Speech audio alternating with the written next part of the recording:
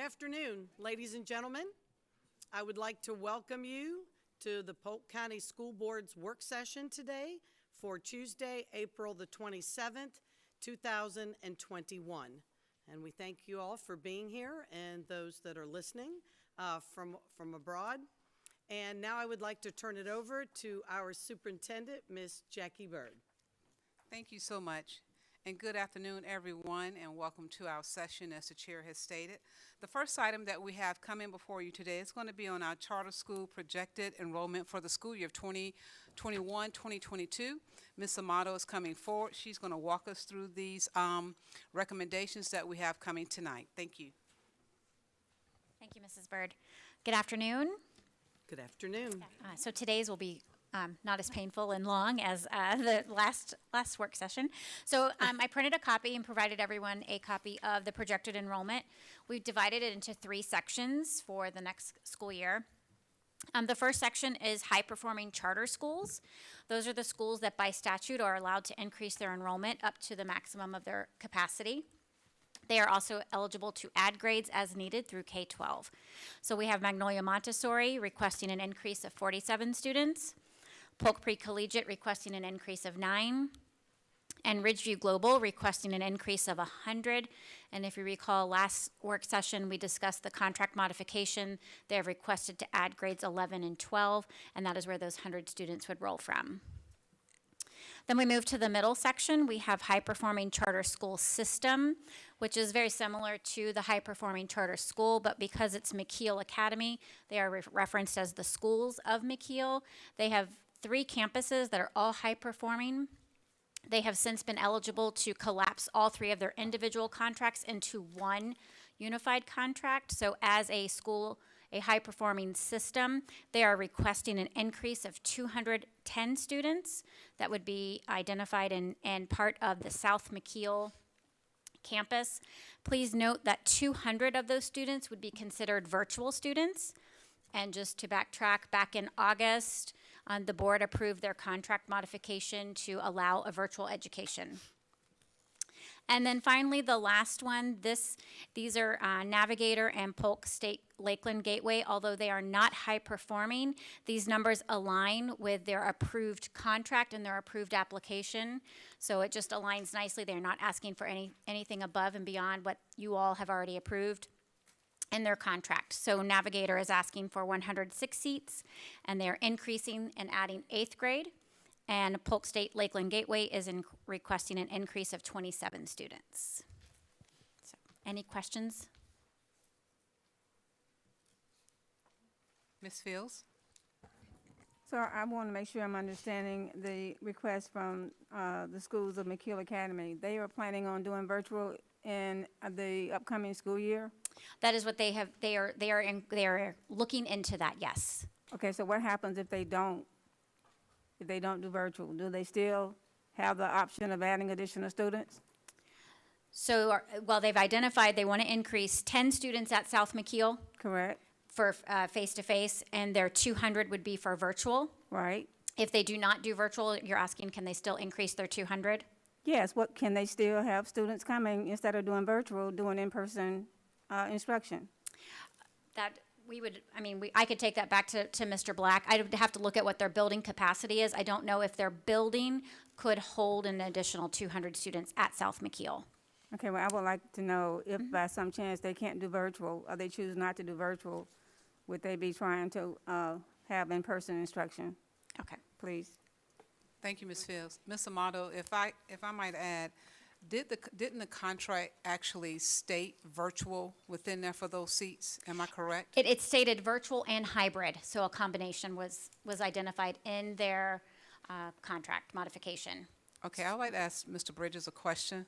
Mr. Bridges, with that contract modification stating virtual and hybrid, and if we are not either doing either hybrid or virtual, we're all in person, does that contract have to, modification need to come back to the board for clarification?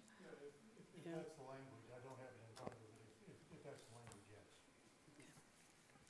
So at this meeting, would you recommend we get clarification prior to moving the McKeel numbers forward today? Would that be your suggestion, or would we move it forward based on the contract, knowing? that it could change. Yeah, I think you've got language before you that is specific to that circumstance. Yes, ma'am. Get your, Your mic. Yes, you have language before you that is specific to that circumstance.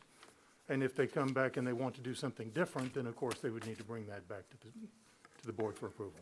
So the charter schools are permitted to add a virtual component to their contracts. Right. That's in statute language. So that is what was agreed upon in August. The 200 students is what I'm getting you need clarification. If they opt not to do a virtual/blended model, will they absorb those 200 students face-to-face? Yes. That is correct. Yes, they're limited, of course, by their building capacity. But if they wish to do something other than what is being approved today, they would have to come back with a request for that modification. Thank you. Yes, That ma'am. was my clarification I wanted to make sure the board was full aware of at that point. And thanks there- for clarifying that, Ms. Superintendent Burke, because that's what I wanted to know. Thank you. Any other questions regarding this? Okay.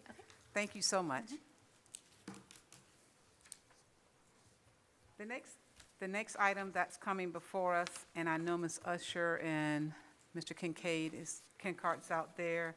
Dr. Allen, are you with them presenting on the sales tax discussion? So I was going to hang out here, but give a brief intro and a little background Okay. before their presentation. Okay.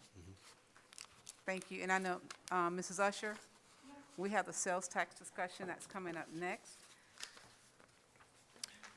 And I do believe we have a PowerPoint that they're going to share. It's okay, just take a deep breath. Again, board members, this is an update that they're going to bring before you that we want to make sure, one, I want to make sure they can hear me. One, that we, as we stated when we went out for the sales tax renewal, that we would make sure we keep the community apprised of everything that was happening with the discussion. So now I'm going to turn it over to the team that's going to be presenting that information. And I don't know if Dr. Allen, if you're kicking it off for them, or if they're kicking it off. Okay, well, I was just going to say thanks to Superintendent or Assistant Superintendent Angela Usher for her leadership on this. Our last meeting, I was at Southwest Middle. It was virtual as well as face-to-face, and it was actually a tour of some of the vision there. And as you know, 2018 is when this initiative was renewed. I mean, that's a huge celebratory thing for our county, and we're celebrating that today with a point of transparency. And this is what we asked for. I just want to give a shout out to Ashley Troutman because he was the one who led that initiative as the chair of the half-cent sales tax initiative in 2018. He's a very wise man. So alongside Angela Usher today, we have Rob Kincart. And just so you know, he's president of ACT Environmental. It's based in Bartow, my hometown. My house is actually just right down the road from him. And they're doing some incredible things with a global impact from an environmental standpoint. So he's going to lead and speak to this sense of transparency. So I really appreciate you being here. Thank you, Dr. Allen. Thank you, Mr. Kincart. As Dr. Allen said at the last meeting, the Sales Tax Committee members said we're doing so many things and they're not sure that the public knows what we're doing, and that's why we decided to do this presentation. Just an overall to show the diversity of the county and to, again, re-emphasize our mission to provide a high-quality education for all students.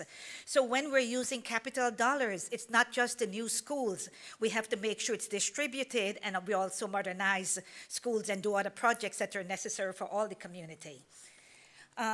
Right now, we're getting about $50 million from sales tax, $45 million from impact fees. Our LCI, $6 to $8 million. Our capital outlay and debt service is about $2.7 million for a capital budget of $166. And based on this data, the sales tax makes up about 33.3% of our total capital budget. Mr. Kincart? Yes, I'm really happy to be here and let you know more about the half-cent sales tax program. It is probably one of the best programs that I have been involved with, specifically because I know all the good things that the sales tax does for the schools in our community. I was fairly shocked to realize that about 33% of the budget actually comes from the sales tax. And, you know, one of the common things that I hear from people is, well, I don't have kids in school. They're just naysayers about, I don't have kids in school, why should I pay the half-cent sales tax?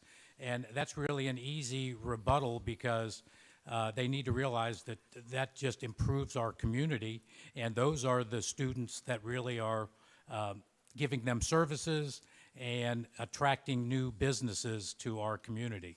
So I just think the sales tax was an easy sell. I'm very proud that the citizens of Polk County voted on it again and re-upped it. So we're just really happy to be a part of it and what it actually does.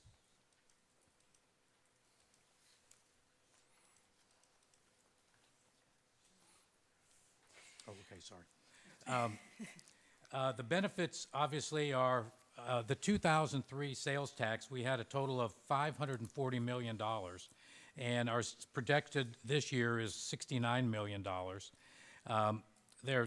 We've got 36 active projects in various stages of completion that really wouldn't have happened without the half-cent sales tax money to make them available. And all of these funds, they've put in about 555 projects. And when you think about that and you see the quality of the schools that we either have in already online or we're in the process of funding, I think you're going to be really happy of what the sales tax does. Okay, with that $540 million with the 2003 sales tax, we were able to build 9 new schools. We did modernization additions. We did Horizon Elementary, Tanner Rock, Highlands Grove, Laughlin. Several things were accomplished with that 2003 $540 million sales tax. And we showed the community that we're good stewards of their money, and as a promise made, a promise kept with those projects. With the new revenues so far, we're getting like $50 million per year, and we project, working with our finance department, that will go up to $59-60 million. So that's good news for a total of like $675 million in the 15 years. As you know, we bonded in 2018-2019, so we were able to give the public schools right away. These schools were promised long ago before the 2018 sales tax. So with that, we were able to do, and we're currently working on Bartow Phase 2. After Phase 2, the campus will be completely modernized. We opened Davenport Elementary in 2018. We're currently doing Mulberry Senior, and we're doing Davenport High School. And Davenport High School is jointly funded.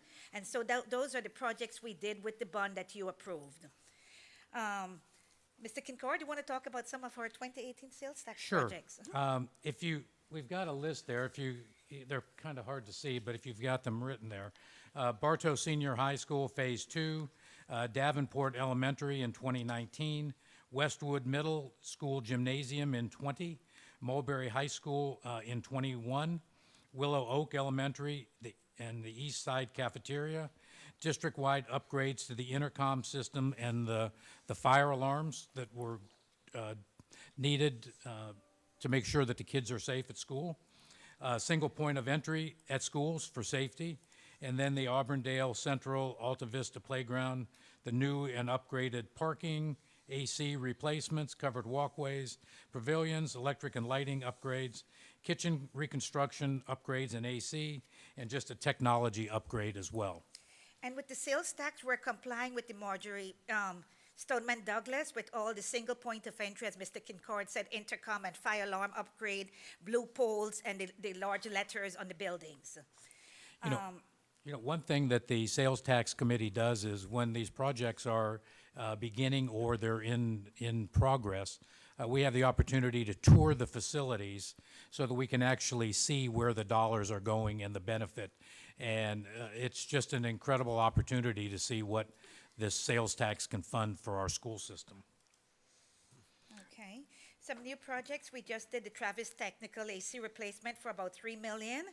We have Bartow High and Bartow Elementary for about $5 million. We have several covered walkways, several HVAC replacement. We're doing some window replacement, drainage improvements. Roof projects are continuous, and we're upgrading 3 ACs this summer, Polk, Rochelle, and Paget, I believe.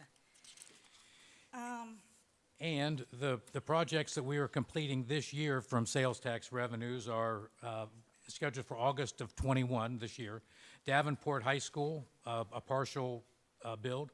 Willow Oak School, the elementary school, Ben Hill Griffin, 26 classroom addition, Bartow High School, 49 classrooms, East Side Cafeteria addition, the Westwood Gymnasium, and then in December of this year, Mulberry High School modernization and the Kathleen Middle School Building 1.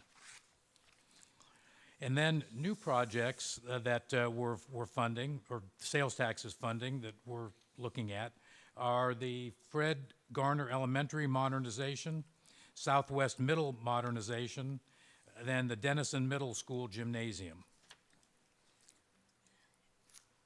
Right now, every year we update our 15-year plan, but we have certain projects that we had prioritized when we went out for the sales tax. So these are some of the new schools we have coming up for full modernization. Elbert, Juanita, Crystal Lake, Lena Vista, Alta Vista, Lake Alfred, Floral Avenue, Spook Hill, Dixieland, North Lakeland, and we're trying to do the early learning centers, and we might be able to do one at Garner Elementary also with the funds that we have.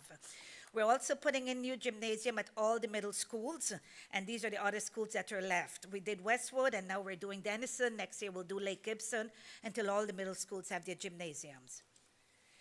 The good thing about all this, it's a good return on your investment, because for a family of 4 making $55,000, they pay $61.25 per year.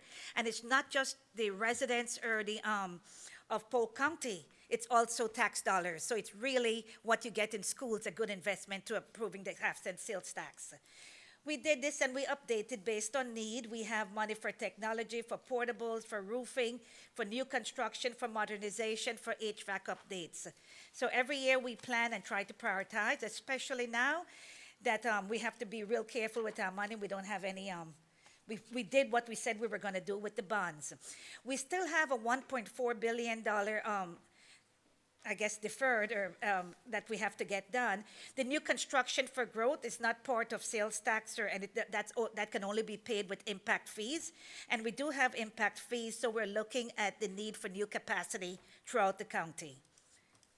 And we have a website, polkpromisepoint.net, and we'll try to keep that updated so you can go there to see the status of the various sales tax projects. Mr. Kincourt? Yeah, I just wanted to close with, truly is an honor to be on the Sales Tax Committee. I didn't really know what I was getting when I was first asked to be on it, but, you know, some of those things you just do because you're asked. And I accepted, and I'll tell you what, it has been very, very rewarding, and it should be the bright point in your programs as well, when you're seeing this money and the opportunities that is giving to students and just citizens. They get to see things going on, education going good. It's the good side of everything. So, and I know one thing that we also get 17% of this revenue comes from tourists. So we're getting people paying their fair share when they come to town as well. So again, I can speak for the entire Sales Tax Committee. We're all pretty passionate about it. I mean, I think you'd be, if you have an opportunity, you're all welcome to come at any time you'd like to listen in and see what we do and how we do it. I think you'd be proud that there are a group of citizens that feel this passionate about school board and school system in our community. So we'll continue doing it, and it's just a great opportunity. We'll look forward to what we're doing next. Okay, I was going to recognize Toby Tiller, sales tax staff, but I don't see him here. Okay. All right, thank you so much. He might be in the back there. He is? Yes, come okay. forward. Why are you All right, back good. there? Thank you so much, Dr. Allen. Great. And we have some questions, and then I'll turn it back over to Dr. Allen to close them out, since he introduced them at that point. But I know we have some questions. I saw some hands going up here. I'm going to start with Ms. Fortney and work my way around. Yeah, thank you so much for the community partnership and oversight. I can't thank you enough, and it's nice to see you and so involved. Ms. Usher, you know how I feel about you. Paper towels to real estate. I did notice back on the 15-year plan, I would like to lobby for Bartow Middle School. They're kind of landlocked, and I know they would appreciate a new gym, as would Bartow High School, since they share all the time. but also maybe some remodernization and try to kind of make Bartow Middle a flagship, since you might drive by it to get to the district office. So I just wanted to put that out there and let Bartow Middle know I hear them. Okay. Thank you. We'll look at that. Thank you, Ms. Fields, and board members. I'm just going to let you go around that direction. I won't have to call everyone's name.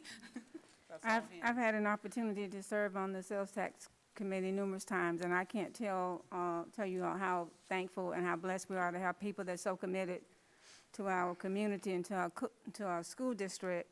And the fact that if you go to other communities, a lot of things that we're able to do, they aren't able to do because of the resources not being there. I know that from going back to my hometown in Mississippi and also in Texas. I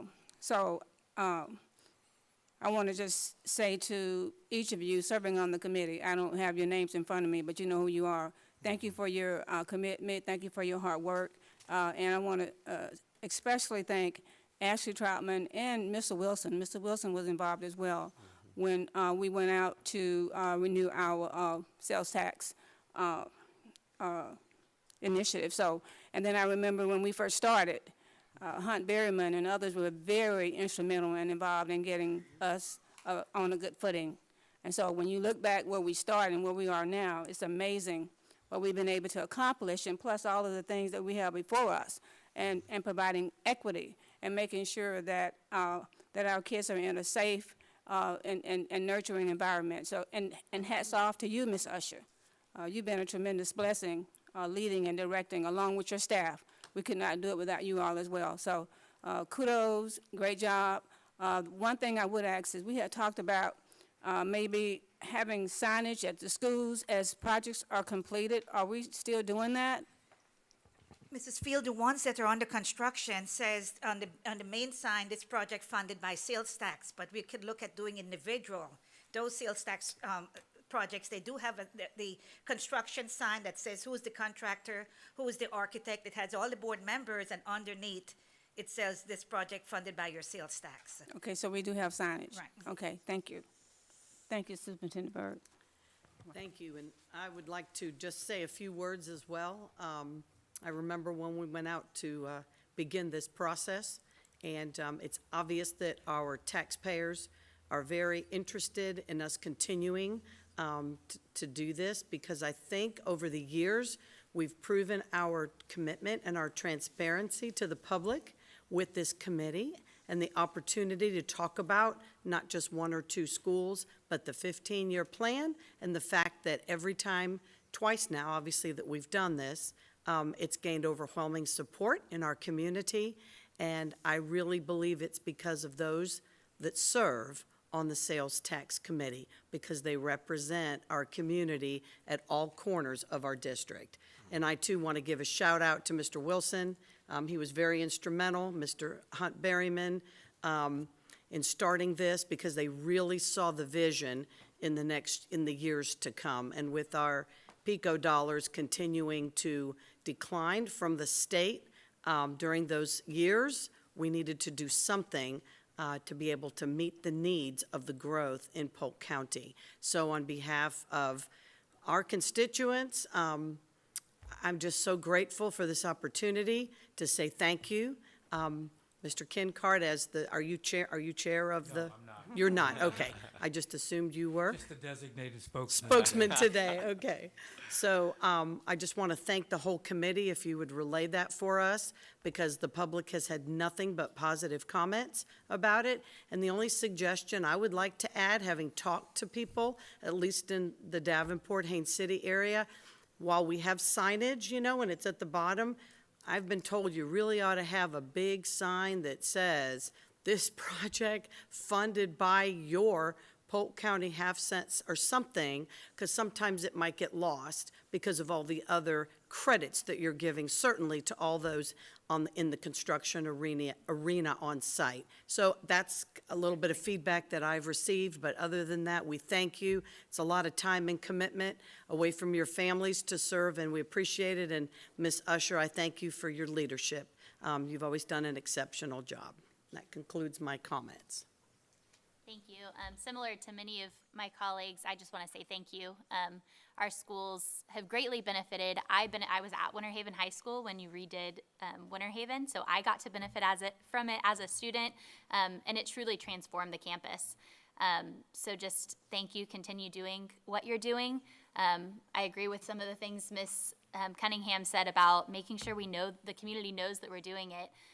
Just to give a shout out to Davenport High School, their Facebook page has given so much credit to the sales tax and just all of the things that are happening at Davenport. That I think the more that we can do that to keep reminding our constituents throughout the next 15 years that this is what it's doing every day, and not waiting until, like you guys said, 2034 to say, oh yeah, by the way, we need to redo this. But I was just looking at the Polk Promise website, and anything we can do to continue to promote that and keep it updated so that it's such a great tool just to be able to share with constituents when they say, you know, what are we really doing with that money? So thank you for all that you're doing. Okay, thank you, will do. Ms. Miller? Thank you. We're going down the road. Mr. Kinkart, thanks for coming today. I do appreciate this because as sitting on that committee before, I can go through the ledger of all the projects, and sometimes they're on the giant graph paper, but the public really needs to see what we're doing, especially across the district when we are still in charge of buildings who might even be in another charter district or another charter system. If there are buildings, we're still responsible for those. So I appreciate you helping make that public. Again, we've mentioned Mr. Berryman. Hunt Berryman was one of the people that started this a long time ago and really got the community and stakeholders involved. And so I appreciate his work in that. And we've seen what their work has done with these projects. Now, for District 7, I hear that Lake Gibson High School is now our oldest high school that has not had a remodel or anything done to it. And so we love our Lake Gibson High School, and I know we're working to get to them. And as long as Lake Gibson Middle's gym is coming, I think I can hold them off. But Lake Gibson High School is ready to be on that list, and I'm not sure the time frame or your current needs if you have those memorized. If you could get that, an update for Lake Gibson High School, I would appreciate it. Thank you. Dr. Allen, we're going to skip you since you're going to close out because of doing the introduction. We're going to go to Mr. Wilson. Thank you, Madam Superintendent. Thank you, Ms. Fields and Ms. Cunningham, for the kind words. You know, this really was a community effort, and I just wanted to say thank you to the business community because both times they were heavily involved in this and provided funding for the initiative as well as other types of support, community awareness. So I think it's important that we recognize those folks as well. They were very influential. So thank you. Yeah, so just to wrap this up, you know, Sarah Beth mentioned the platform, and that's a great website. I just want to say thanks to Ms. Usher, and this is a continued thing. It's got some really advanced tools on there, so you can basically look at the map of Polk County, and you can narrow it down by elementary, middle, and high school based on where that school is within a global positioning, and then you can see what's been done and what's coming. That is a great tool to inform. So if everybody could share that, that would be awesome. Dylan Daniels is the one who stepped in the chair, so if you see him, give him a handshake to say thanks for his leadership there moving forward. So again, thank you for what you're doing. Thank you. Thank you. Check out there is a website or a video that we did. Where Is it on that website also? I think the video is there also. Yes. It is. Take a look at the video. We share your desire to let the public know what their money is going for, and we're looking at ways to do that as well. And the video was one of the first steps. You're talking about the video we did at Mulberry. Yeah, Mulberry, I yes. think that's on the district's website. Yes. Mhm. Okay, thank you. Thank you. Thank you. And it's truly a pleasure to have a committee to not only just make sure that we're spending the dollars that the citizens allowed us to continue to utilize, but to make sure they come back and give us an update on what's happening and going to visit those schools. So I want to thank the entire committee as well and thank the citizens of Polk County for renewal of the half-cent sales tax. Thank you. Board members, next coming before you, we're going to have another discussion with Ms. Ann Everett. She's bringing back, we had some changes that we had some concerns about regarding our student progression plan. I believe you have before you the executive summary of changes, and Ms. Everett will walk us through those if you have any questions at that time. But I believe we tried to capture everything the last meeting. Ms. Everett. Thank you, Mrs. Superintendent. So, good afternoon, Board. This is the summary of changes for the student progression plan. It looks exactly like the last one that was presented to you, with one exception.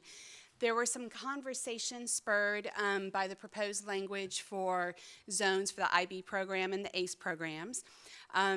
Different departments went back, had further conversation, and ultimately more questions than we had answers at that time. So we have struck that proposed language, and we are going to return to committee and have some interdepartmental conversations and come up with a proposal for next school year.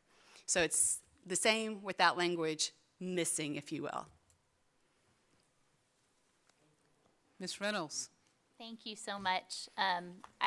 I think it's so crucial that we make sure whatever we're doing is what's best for kids, not necessarily what may be easiest when we're putting Absolutely. the information out, and making sure that we keep those programs accessible by keeping students closest to home when they're applying. So thank you for taking it back and looking at it and keeping Most definitely. the conversation I think happening. exactly what you said. We try really hard to do what's best for kids, not necessarily what's easiest for the adults. And going back and looking at that, initially it seemed fairly simple, I think, on the front end. And then as the questions came along, it's, okay, well, maybe we need to have further conversation, add some additional departments. And it was just decided, let's really do this and do it right. And let's take the time to make sure that we do it correctly. I greatly appreciate it. Thank Yes, you. ma'am. Thank you. Thank you. Ms. Fortney. Just thank you, thank you. You're welcome. And thank you to the team that came together and decided to do that. And that was under Mr. Hill's direction as well. Any other questions? Okay. Thank you. We look forward to the next update you bring on that after the departments have their discussion. Thank you so much. Next, we have a grant report. Ms. Freed is coming. I believe there's a PowerPoint. Am I correct?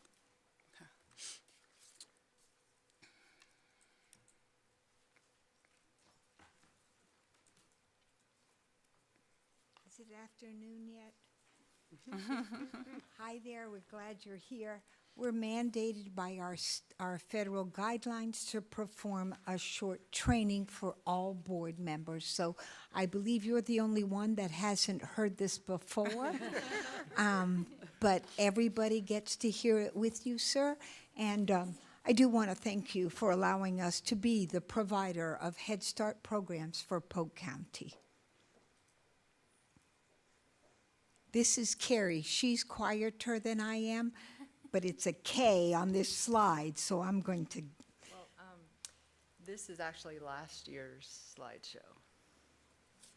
Great. So most of it's the same, so it may not match what you've got in your packet, but the purpose of the board training today is to provide the overview regarding the performance standards for any new board members, so that you can effectively oversee and help participate in the governance of the program when we come up and give you our budget reports and everything that's happening within Head Start. The Head Start philosophy is built on three key components: education, which our classroom teachers provide; health, which is a comprehensive program including dental, medical. We have a team of nurses that make sure the children are up to date, get into the dentist. We provide preventative screenings. We work closely with the doctors and the nurse practitioners in the community. And the huge part that I'm passionate about is the family engagement. We really work hard with our families to encourage them to be better parents, more engaged, volunteer in a normal pre-COVID world, and just be active in their child's journey from pre-K and on.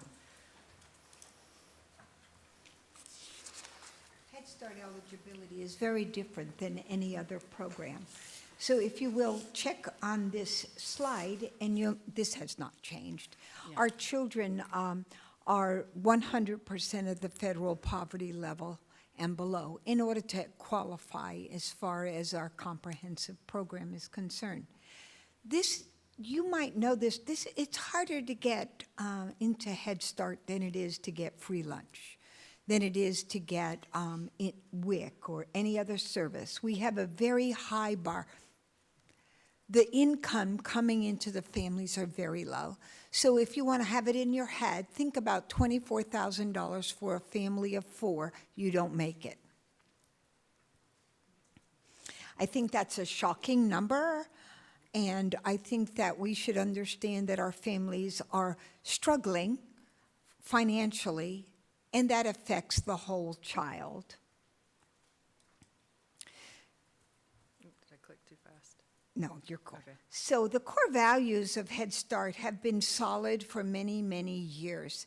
Our goal is to reach the neediest of the needy, and our goal is to provide for them not only a high-quality educational program, but to support families and to support the whole child where he lives. A child doesn't live in isolation. We don't find them under cabbage leaves. I know some of you think that way, but we really don't, and we must empower the parent to be the child's not only first teacher, but continued teacher. And one of the strongest, most important, by the way, the pictures on these slides are our kids from Polk County. Thought I'd just throw that in. One of the most important piece of our core values in Head Start is that we believe in a continuity or continuum of care. When our children enter into as a 3-year-old, they are automatically enrolled as a 4-year-old, and we have systems in place to try to have them stay in the school of service in our 3-year-old, our 4-year-old, and then as they transition into kindergarten. That has been a strong component in Polk County Schools, and one of the reasons why we were given the grant to continue. So let's talk about that grant structure. We have a pot of money that's very unique for Polk County Schools. Most of our grants that come from federal dollars are federal indirect grants, but this is a federal direct grant. It's different in its protocols. It does not pass through the state of Florida, although, of course, it does. The grant itself requires us to follow some of those rules, but we have a higher standard, a federal standard. So it comes down like this: from the U.S. Department of Health and Human Services to the Agency for Children and Families, and I said agency, it's administration, I have done that for years, the U.S. Administration for Children and Families. It goes down to the Office of Head Start in Washington, D.C. They give those funds to the Region 4. Don't you just love government? Just steps and steps. So we're at Region 4 Atlanta, and we contract with the Region 4 in Atlanta. So when we talk about Region 4, we don't mean Central Florida region. We mean the 8 states in the southern portion of the United States that are a part of Region 4. We are the local grantee. You sit as the governance board for the Head Start project. And Head Start requires us to follow their performance standards, which there are very, very many that we have to implement. There's a link in the end of the PowerPoint if you ever have leisurely time and would like to go Or you through them. need something to help you go to sleep. That affects every aspect of the program, from ratio to class size, to chair size, to spacing, to playground, to transitions, to the curriculum, to staff training. Everything's there. Part of this board training is one of the requirements of the performance standards. So as you know, you are the governing body. You provide the oversight of the operations. You've charged preschool programs with that day-to-day function. You hold the legal and fiduciary responsibility. Isn't this lovely? You must interface, and we do have a partner. We'll talk about that in just a minute. We interface with the Parent Policy Council. The Policy Council also gives us guidance and provides a portion of the governance.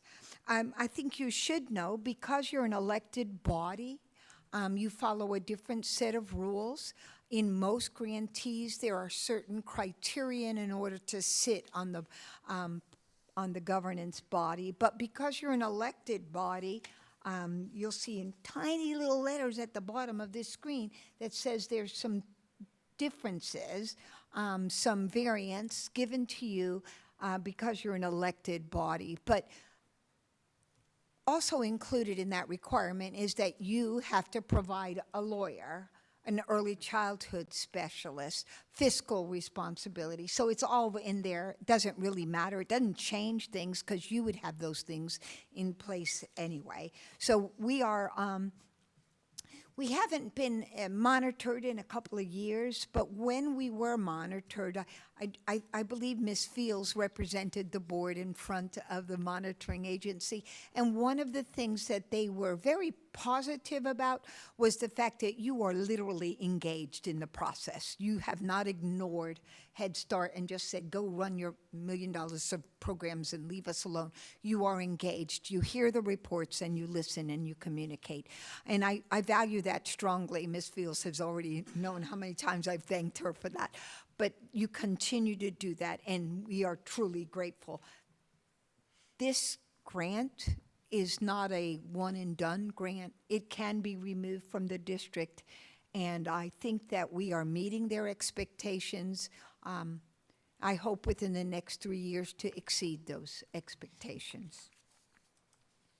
There's a conflict of influence. Oops, there's a conflict of interest clause, and if you feel that you have a conflict of interest, and Ms. Fields, we write every year that you own and operate a center, but it's never come up as being a conflict of interest. So, although we've disclosed it just because, you know.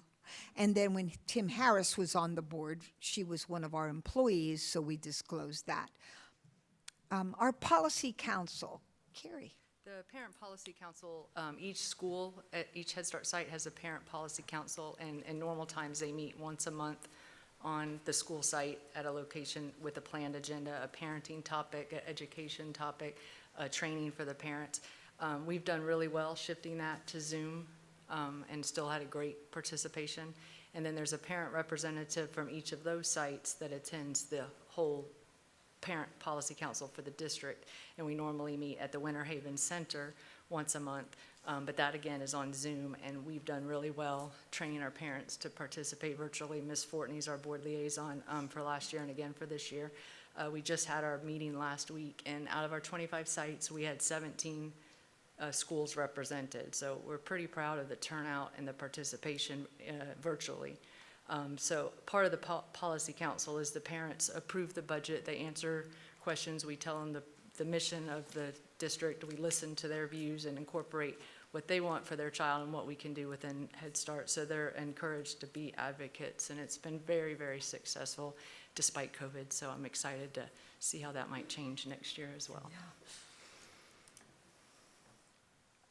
Well, this is one of the funnest slides. We get money from the government to play with kids, yay! And the district is responsible for providing 20% of in-kind, and we do that, or non-federal match or non-federal share. We do that through our facilities. We do it through our partnership with the POC Early Learning Coalition and VPK, and we also do that through volunteership. This school year, as you probably can well imagine, our volunteer hours has dropped precipitously, but we will continue to meet our grant. We did get a small grant. You approved it the other day for cost of living, so these dollars will change again, and they do every year, hopefully. And just a few weeks ago, we received our notice of award for second semester, which because this grant goes from January to December, we're split on those school district dollars, so we get our first notice of award, then we get our second notice of award for the fall semester. So far, so good. One of the things that I am very proud of Carrie and the team to enroll our students is that this year, across the nation, we have had many grantees speak of the lack of students and the lack of interest in our parents. And Carrie, you have done a great job, and I'm just telling you publicly because you're supposed to praise in public and correct in private. So I am telling this group, you have done a phenomenal job in encouraging our staff to be fully enrolled. We're not quite there, but we're way up there. And in comparison to my two of my partners in crime across the United States that also run about our size program and school district. We are beating the socks off of them in terms of numbers. One school district still has only 42% of the students, and they are very concerned of what that will mean for their kindergarten roll-up. That's important. Carrie, you're at 80-something%. As of today, we have 895, so we're 5 short from our 900 goal for the end of April. I don't know that we'll reach the 942 just because I'm running out of school year. But we're really working next year's enrollment. Our online, Ms. Fortney and Sarah Beth Reynolds have been helpful. I emailed some of you the new ad with the QR code to try to encourage parents to apply. So we're really hopeful that we can roll the momentum in and start in August without missing a beat. Yes. Copies for each of you. Plenty. I gave them to her Very to nice. pass out to you all. So we're in 21 elementary schools, 2 middle schools, 1 pre-kindergarten center Givens, and 1 community center at this time. We have over 185 employees employed through Polk County Schools Head Start. And as Carrie mentioned earlier, These are the links to the performance standards and the ECLIC, which has a little more program governance training in your leisurely time. If you'd like to read or if you have a question, you can email us.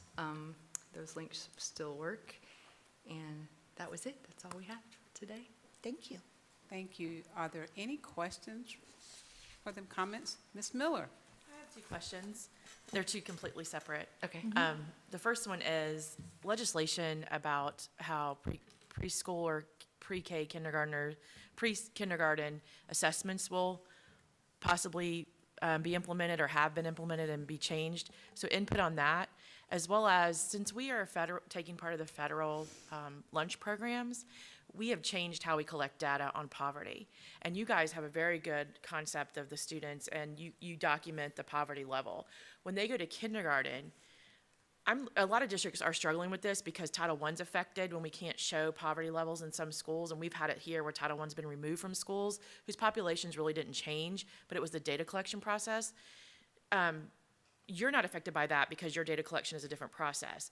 But does that information go with the student, or do we start over when they're in kindergarten? Can I answer the second one first? Sure. Okay, so part of what you have approved in times past is a comprehensive community assessment. And we have that community assessment for anyone to use, and we do share it with our partners in crime across the county. What we have noticed, I think the thing that I noticed that was most important here in Polk County, they threw a red dot for every child, every 5 children in an area and an address that was considered impoverished, 140% federal poverty level and below. And when I saw the map of all these red dots all over the place, I said, what is that? Why aren't there any children in that area? And the person who did the map said, Maddie, that's a lake. So you just look at the whole county, and you could find high impoverished populations. So that's scary to me. Right. But it's also encouraging to me that we are doing right by expanding the number of Title I sites and the number of pre-kindergarten programs that we have available. How I can work with Title I will certainly share our community assessment. I don't know how we deal with that because there's 2 sides of that coin. I am so glad that all parents get to have free and reduced lunch regardless of their income. Right. And we heard that report this morning from NPR that says children and health and their eating habits and closed schools, how important it is. So I juxtapose that information to knowing having these kids fill out documentation.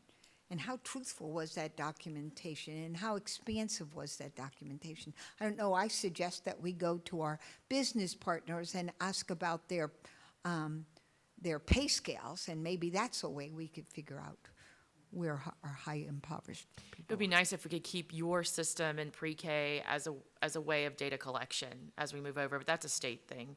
It's a federal thing at this point with Title I. We never want to get rid of the free program because it's helping so many kids, but free lunch compared to losing Title I dollars for a school, I'm hoping the state can, or the federal government, we can figure out a midline to that. I'm with you.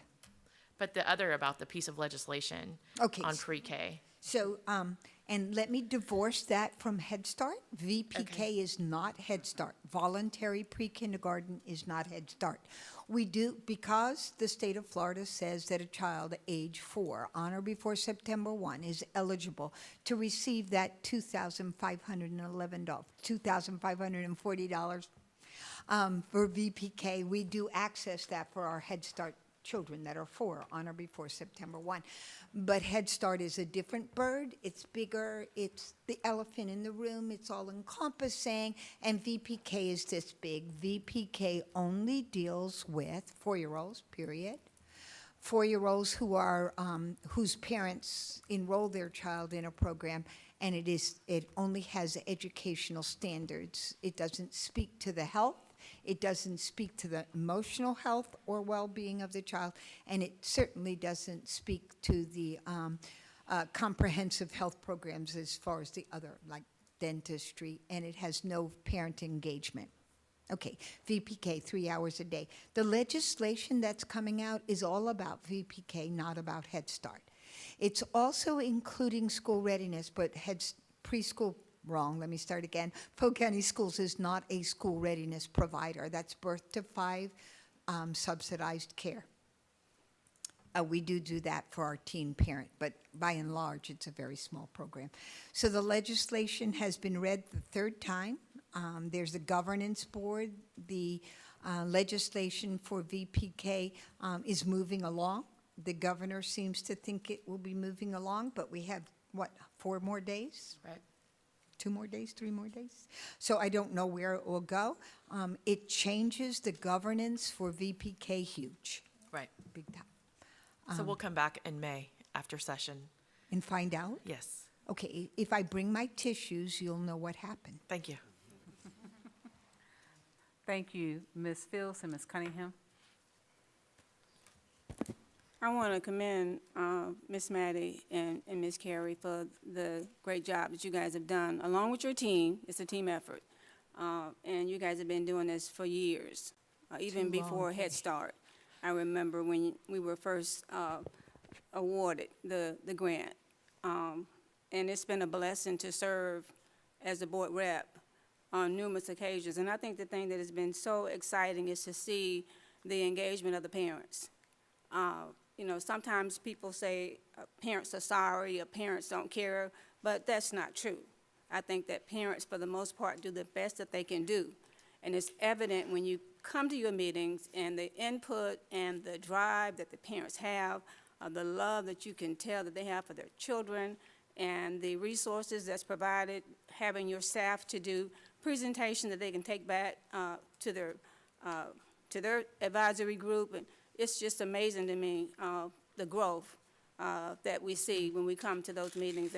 And I was sad when Ms. Fortney took my place, but I understand that we have to share it. But I hope and pray that before my time is up here, that I will get a chance to come back, Ms. Fortney, and serve in that capacity again, because that was one of the greatest joys, coming to those meetings and seeing firsthand what we've been able to do with our children that we need to start early with. So hats off to you and your team, and to the Parent Advisory Council, Policy Council. I cannot thank them enough. Yes, ma'am. They are amazing. Thank you, Ms. Cunningham, then Ms. Fortney. Thank you, and I just wanted to echo what Ms. Fields has said. Watching our Head Start programs throughout the years and watching how we have addressed the whole child before that was a popular term, having impacted these children in such a positive way, because certainly we all know families in our own communities that have benefited from our Head Start programs. I just want to say thank you. Oftentimes, there's not the opportunity to do so, and I know on behalf of those children, their parents, and quite frankly, it takes a village to raise a child. So for those villages, they are just so blessed. And as we all know, and I think research states, you know, it is so important that we reach the children at an early age and start to use literacy skills to give them every advantage when they roll up into kindergarten. And so I just want to thank you, Ms. Freet, as the leader, Ms. Carey, as working together as a team, and certainly to all those that you've impacted. Let me just say thank you on behalf of those children, and we really couldn't do it without your commitment and your drive and your weekends. I know, and the families, you know, your own families that understand your heart and your servant leadership. So I just want to say thank you so much. We appreciate you more than you know. Thank you, ma'am. Thank you, Madam Superintendent. Ms. Fortney? Yes, it is like truly one of my favorite things to do is to go. Carrie has taken me to all my area schools. I got to see what is actually going on in the classroom. The processes they use to really teach, it's good teaching. Like, I wish we could take that all the way to an IB classroom. I mean, good teaching is good teaching, and they do good teaching. And Ms. Fields, I apologize, but I do appreciate your comments, and I'll sleep on it. Thank you, ma'am. And And I do have these. I have plenty, really. the invitation to go to any classroom is still open. My first my first higher up that I brought to a classroom was Strato Telvali back in '86. So we've been doing this for a long time, and we would love to have anybody else come. Thank you. I know them. Oh, my. It was a while ago. Yeah, well, I'm old.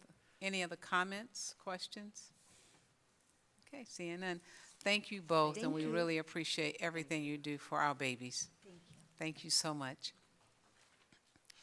The next item is a little unique coming before you. It's going to be Dan Talbot and Andrew Baldwin. A unique opportunity from the NFL is being presented. It is a little time sensitive. That's why they want to come and bring this now. We understand that the month of May is usually one of those busy months for us. So they did not want to miss out on this opportunity as it is time sensitive for them so they can begin the paperwork. I won't belabor anymore. I'll turn it over to both of you. Thank you, Mrs. Bird. Good afternoon, everyone. The item before you today is a proposal for us to apply for the NFL grassroots program in order to assist us in installing an artificial turf field at the modernization at Mulberry High School.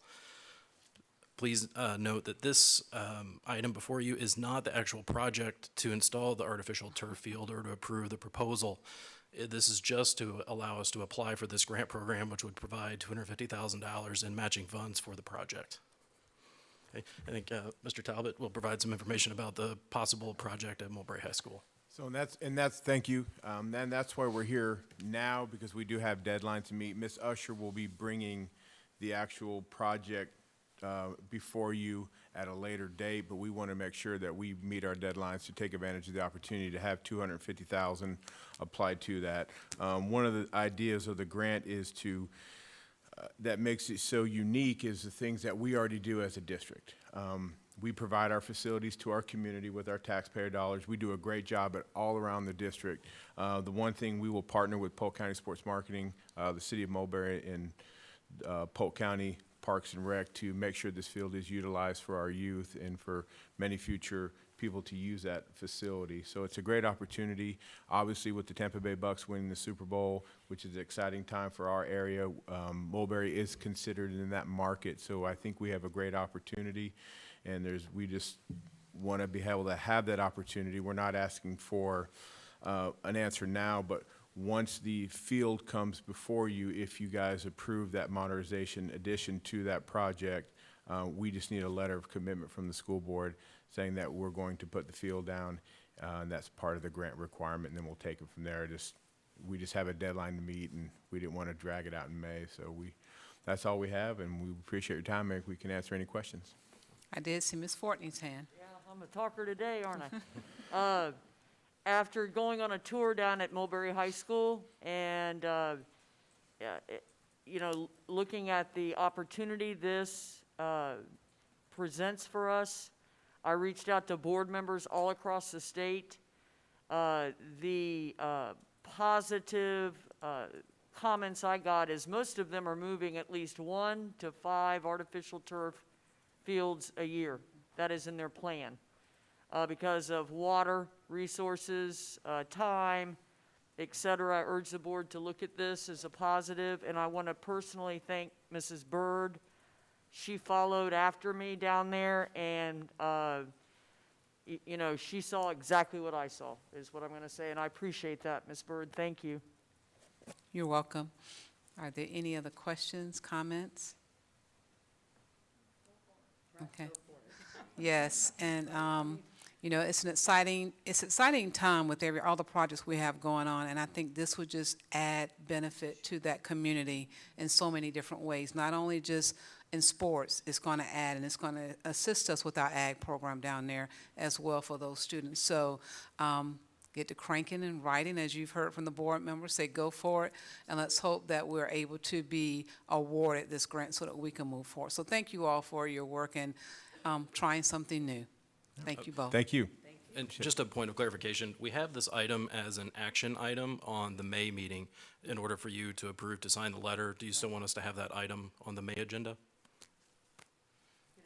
If I might add, I believe it needs to come on May. We got to get the letter in. I think the deadline is in June. Am I correct?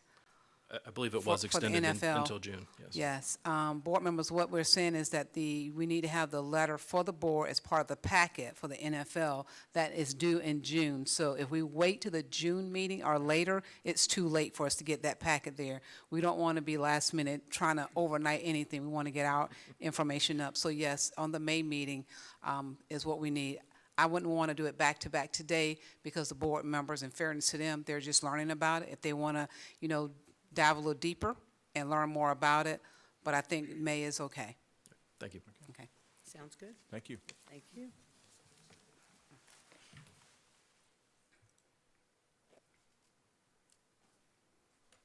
So, Madam Superintendent, will you be adding that then to our agenda for that evening? Yes, we Yes, will at the May please. meeting. Yes, ma'am. Okay, thank you. Next, coming before you, we have Ms. Porteous will, before our break, will go cover 2 items. She's going to cover the negotiations that we have for you of salary and contract, followed up by the org structures for the 2021-22 school year. Good afternoon, board members. Before you today, I'm bringing an item on the PEA ratification. Recently, they had a ratification vote that closed on Friday. The item is back-to-back, so you will be voting on it tonight as well. And it will allow us to pay our teachers the $45,172 minimum base salary, and then provide the other staff members and other teachers, rather, with at least $650 in raises. So before you, you will see that of the population of teachers, only 34% voted.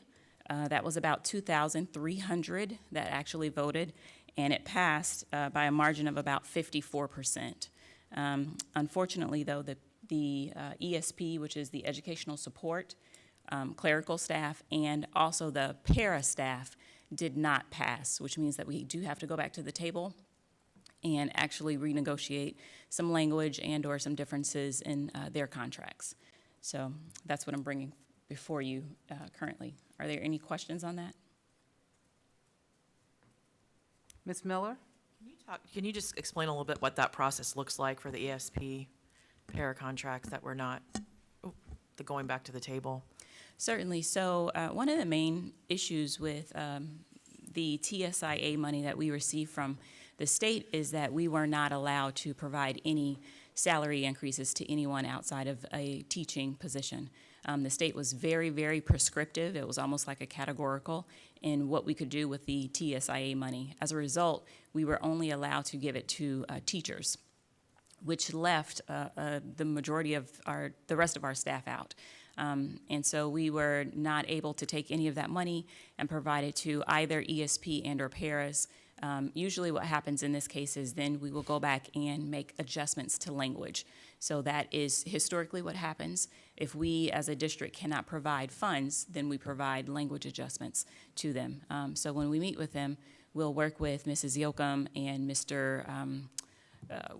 Wilfredo Talado and Kevin Moran on some language adjustments that may meet the needs, and then it will go back out for another ratification vote for both ESP and para staff, and at that time, hopefully it will pass. Can you confirm if September is the time frame of when we will have to raise those salaries that are not at minimum wage to minimum wage, to the new, that are not at currently the $10 an hour, they would have to go to that by this September? Well, it's kind of a caveat. So yes, the law does say that. However, there is currently no enacting or enabling law language to go with that. So we're planning on doing it, but hopefully we're waiting on our legislature to provide some more direction on what that means. But yes. A definition of how to do it, or a time frame, or for them to decide if there was going to be consequence if we don't do it. Is that what we're waiting on? All three. How to do it, one. Two, specifically when to do it, and then three, if there are any consequences. Do you have a total amount? I think it was mentioned, but it might have been from from the other party, what that amount would be to take people who are not at $10 an hour and get them there overall, the district? I think when we looked at it, if you remember, the law is over a period of 5 years, and so Right. it goes up to $15 an hour by the year 2026, if I recall correctly. And I think that amount overall is $43 million. But just to get the people from minimum wage to $10 an hour, do you have an amount on that? I don't. I can get that to you, though, and I'll email it to the board. I thought it was around 600,000, but if you could please email that to us, I'd appreciate it. Certainly. Yes, Thank ma'am. you. Ms. Fields? I want to make sure that I'm clear on what you just said, Ms. Tedra. It is our intent that in September that we will bring all of our employees up to $10 an hour. It is our intent. We are waiting on the enacting or enabling language from the Florida legislature to come down. And so that should come down fairly soon or fairly quickly. And when that happens, yes, we will move them to at least $10 an hour. Okay, I just want to make sure it's understood that is our intent to do that. Yes, that is. Okay, thank you. Okay, and I do know, Ms. Porteous, Mr. Pitts is here, so Okay. he can also give some information to, I think we had a couple of questions regarding finance of the amount. So,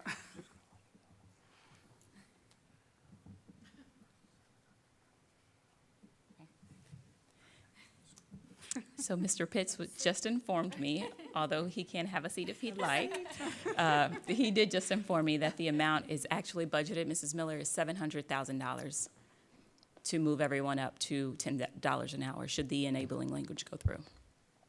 Our intent is to do that, and will cost us $700,000. Thank you. thank you. Ms. Fortney? I sure hope so, because I have heard from numerous administrators across this district how they have lost valuable employees, and it basically rolls out to not being able to afford to work for us. And, you know, I was driving in from Mulberry yesterday, and the air place out there, they're starting at almost $14 an hour as an entry level and no experience. And, you know, we have got to do something. And obviously, I'm not going to support any of this, so I'm just putting that out there, because I think it's unconscionable. Thank you. Any other questions, comments? Board members, what I do want to make sure that we understood was that we have placed that in the upcoming budget for the September, and they already know those employees. I believe that's how we came up to that number. So we're just waiting to see, you know, what's the timeline and how do we proceed, but we have budgeted for that. Thank you. Thank you, Mr. Pitts. Okay, Ms. Portis, you may continue. If there are no questions on the negotiation, I believe you're going to org structure? Correct.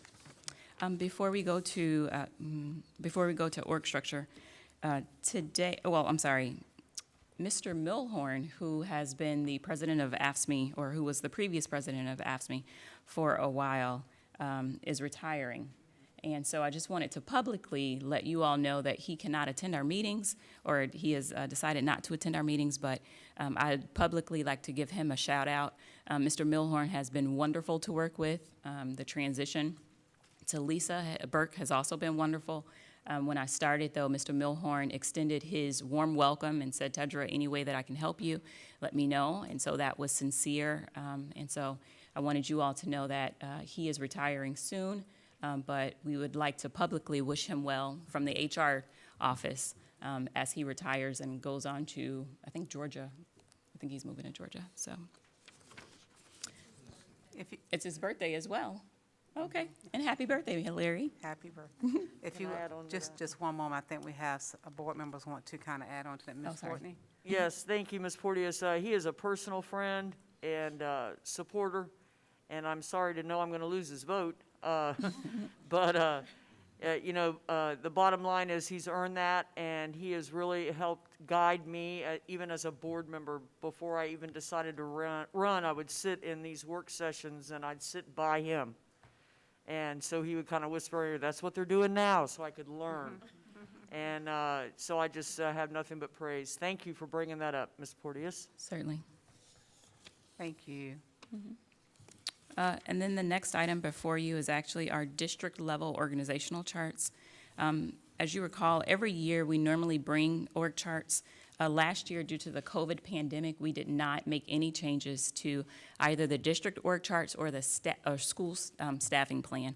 And that was intentional. We needed to, well, being that we're the largest employer, we wanted to calm the fears of our community to make sure that everyone was as stable as could be, given the crisis that we were going through last year. As a result, we did not bring or make any changes to the district-level org charts and or the school staffing plan. So this year, you'll see before you our org charts for the district. The school staffing plan will come in June, and that is per statute.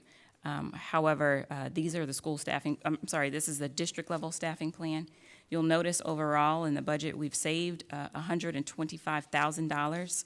And so let me just bring your attention to a few key points and key items. So one, you'll see that we're adding a superintendent's attorney. One of the major things that we're noticing in looking at other large districts that are our size is that they generally have legal representation in the superintendent's office. And so we are, in order to continue to build us out to be a large district, we wanted to add that position. And that is also a part of the position of the chief of staff position that we added a few years ago. So with the change in leadership, we thought it was a good time to bring it back to ensure that the superintendent, the new superintendent, would have that position available for him or her should they need it. Other positions that we're adding, you notice that we did collapse quite a few positions and or downgrade quite a few positions, but overall the total savings were $125,611. Are there any questions on that? Yes, ma'am. I appreciate the superintendent reviewing some of this with me and you as well before the meeting so we don't take up too much time.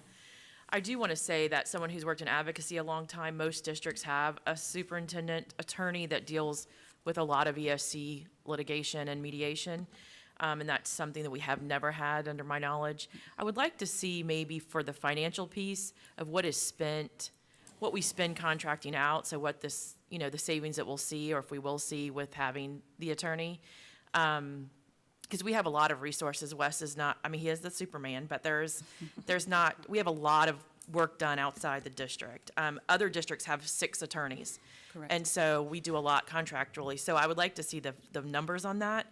And the new position for a community liaison, I understand that that's similar to what we've added for the Winter Haven area, and it would be for the Lakeland area. I would like to see, Mr. Warner has done a lot of work in Winter Haven, and because of COVID, I think we didn't have a chance to hear his update the year after that liaison position was added. And I would like to have an update from Mr. Warner and what he does, if this position is going to be similar. Personally, I think the Davenport area would be useful. We have regionals, and soon we'll have hopefully a deputy and a chief of staff and lots of cabinet members and people that could reach out into the Lakeland community. I would like a little bit more information on that. I'm not, right now with budget restraints, I'm not super sold on adding more liaisons. But I do appreciate in the end the overall savings. I think the community will come back and ask us exactly what that position does. So I'd like to see what Mr. Warner is doing, and hopefully if that's going to be a parallel job, then we can look at that for the Lakeland or Davenport area. So if it's the pleasure of the board, what I could do is not post the position until we get a report from Mr. Warner about specifically what he does, and then we can go from there. And if I might, I concur with that, Ms. Porteous, that Okay. prior to, and board, let me take this off because I know we can't understand, sorry. Board members, remember when we did add this, that was the first pilot. You are absolutely correct. COVID came into play and we was not able to have Mr. Warner come and provide that update. My recommendation would be this summer, after graduations and school closure, we allow him to come and do a presentation. I would also recommend that we put together a survey to see if what's the added benefit to that area in the Winter Haven community, dealing with the business partners of that community as well as the schools. And then that is all presented to you, and it's a part of that documentation for you to make that. I do believe that we can have the position there. Therefore, if it's not filled, you can pull it back and pull it off, but the position will be there, and I am too with Mrs. Porteous, do not do a hiring to, you as a board feel comfortable that it is of added value once you hear what has actually occurred in the Winter Haven area, if it's working. We just want to make sure that you're comfortable with that before moving forward. I saw Ms. Fields, Ms. Fortney's hand, and then Ms. Reynolds. I had the same concerns as Ms. Miller, so I'm happy that we're going to put that on pause. And I think the other thing that we need to keep in mind is that we're getting a new superintendent, and that person might decide they don't choose to use that model. Don't know that. Correct. But I think that we need to be mindful of that, and definitely not feel it until we get to a situation of some type of stability. And again, hearing from Mr. Warner and the Winter Haven community to understand the value of that position and what has actually occurred over the last year. So thank you all for that. Yeah, I totally agree with both of my fellow board members. Actually, I was thinking more in a large term with just a staffing plan in general. What is the timeline for this, Tedra? Because if we are getting a new superintendent, not that you didn't have input, but I'd like for them to be able to hit the ground running with something they're not stuck with for a year. Does that make sense? Well, it does. Thank you, Mrs. Fortney. One of the things that we thought about in terms of the timeline, so we will present it May 11th. That's also when, hopefully, after you all select tonight, the contract will be extended or approved by the board. What we can do after today, after you name someone, I'll meet with them, or Mrs. Bird can meet with them and go over the staffing plan to see if it meets their needs as well. And so we thought about that in bringing the staffing plan now to ensure that, one, they are not locked into anything, but then two, to make sure that we had their input and then kept the wheels on the bus moving. Yes, thank you. All right. And Ms. Fortney, to actually piggyback on that, that was one of the reasons we wanted to have this work done, because this takes time to get through this and actually do the work. This is part of my transition with them after naming today, to sit down and go through this with them. That's why you'll see there are some positions I have not filled because they should not be filled. As a sitting superintendent, they need to have the courtesy to have an overlook of everything and see where they would like to put people, if it's in the right place. If so, then on May 11th, we can move forward. But this is part of transition. So it's the bones. Yes. Gotcha. Thank you. Ms. Reynolds? Thank you. As I'm in Winter Haven, I just want to talk a little bit about the pilot program that was started, because our community loves what Steve is doing. They're so thrilled to have him. It truly has become an opportunity for wraparound services for our students that gets the business community involved. So I know that he will be eager to come and do a presentation. He's been asking for about 1.5 years because he's ready, and we just have had so much going on that getting him on the agenda has been a little bit tough. But I actually had 2 different community members this morning that called because they saw it on the staffing plan and are so excited for another community to get to experience what we are in Winter Haven. So I'm sure that when he comes, some of our friends in Winter Haven would like to come with him and just give their testimonies, because they do feel very, very passionately about the opportunities that we have, because we have someone there that can advocate for the communities and almost serve as the middleman between our school-based leaders and how they need help, and our community members that want to help, and pairing the resources where they are, with what is needed at our schools. So I'm thrilled that you guys will get to see a little glimpse of what I see every day. And I know that he would be more than willing to meet with you guys and tell you what he does, because there's a lot of passion over there in Winter Haven for that. So, but yes, I just wanted to advocate for it. Mrs. Miller, you also asked for fees, I guess, for legal services. Mr. Bridges can provide that for you from his office. Actually, much of that is going to come elsewhere. I think we're going to have to look at what the services are. In many districts that have these arrangements with an in-house counsel with the superintendent and one for the school board. Let me take that off.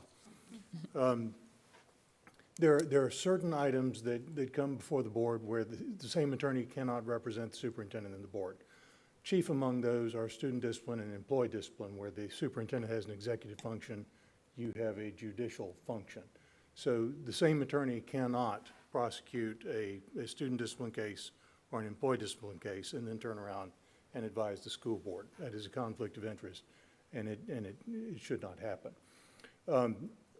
What you'll want to look at is what the division of responsibilities is, and I suspect that you'll be looking in the superintendent's office for someone to do those functions and ESE due process. We've been fortunate to keep our litigation in Polk County to a low roar, and we've handled most of that in-house in our office. We've had a couple of big cases over the years where we've had litigation, some of it federal litigation that becomes very expensive, where we retained outside counsel for. But we've been very lucky to have an ESE department that works hard to resolve cases short of litigation, and we've managed that better than most districts, I think. But what you'll be looking at once you decide what those duties are, it will be possible to cost those out. But I think the billings for student discipline and for employee discipline actually come through different departments. Okay. Because those are functions that once again, because of the conflict, they don't run through my office. Okay. So, but I can certainly help track those down and put that together. And if there are other functions that we want to include in that, there have been a couple occasions through the years where there's been discussion about adding a second attorney in the school board attorney's office, and we did a cost savings analysis for that. I don't know that one has been conducted for a staff attorney, but it should be easily possible once we sort out which functions those are going to be. We can look at what external costs we've had, as well as the amount of time that my office spends doing some of those functions as well. So it's very doable. Okay, thank you. Yes, ma'am. Ms. Fields? So we've had a lot of conversation, not all of us, but some of the board members, about staffing as it relates to the school board attorney's office.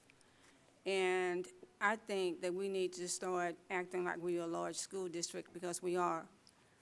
And I think that it's unusual that we would have just one school board attorney in the school board office for the amount of students and employees that we have.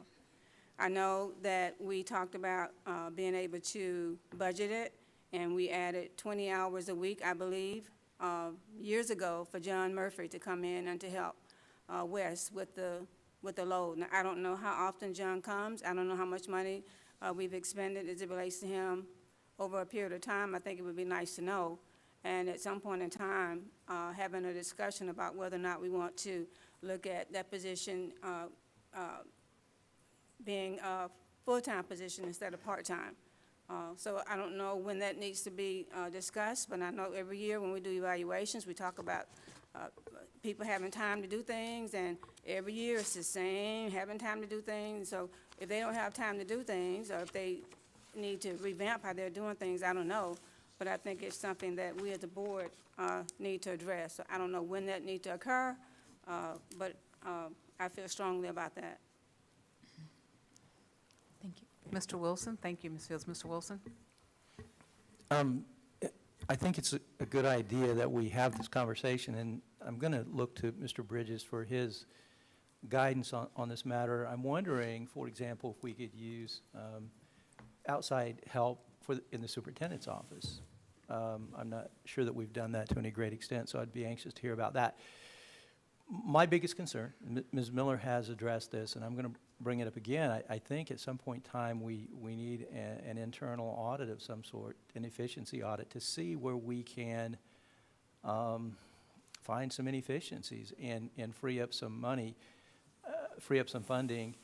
And I'm not talking about anyone losing their jobs. I mean, sometimes you can affect those things through attrition. Sometimes you can affect them by repositioning folks. But I don't want to see anyone lose their job. But I do think we need to take a look at that and see if we can find some funding somewhere, mostly because we just went through this situation with our teachers, and we weren't able to, we compressed the salary range so much so that it's,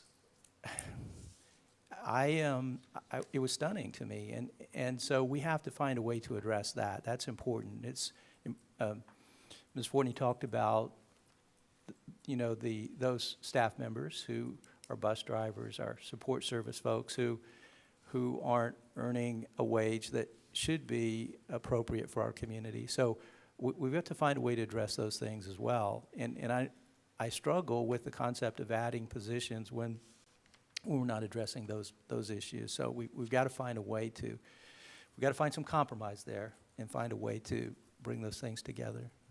So thank you. Thank you. Are there any other questions, comments? Thank you, Ms. Porteous. Thank you. This time. Board members, at this time, we have a scheduled break as we transition to the FSBA board after the break. We're going to break. Madam Chair, do you still want to go to 2:50? We got a 20-minute break. We're about 4 minutes ahead. You can tell me what time. Sure. Are you asking to start at? We have on here, the break was from 2:30 to 2:50. Sure, we can take a 15, 20-minute break. Okay. And I see Ms. Fields. We missed an item, points of development and high school discussion. That was actually removed off. That was taken. Thank you. It was removed. Sorry if you have No, you're fine. an outdated copy. Thank We're you. sorry. 2:50? Sure. Is that good for everybody? Take a break? Okay. Okay. Thank you. We'll transition for FSBA to set up. Thank you. Thank you.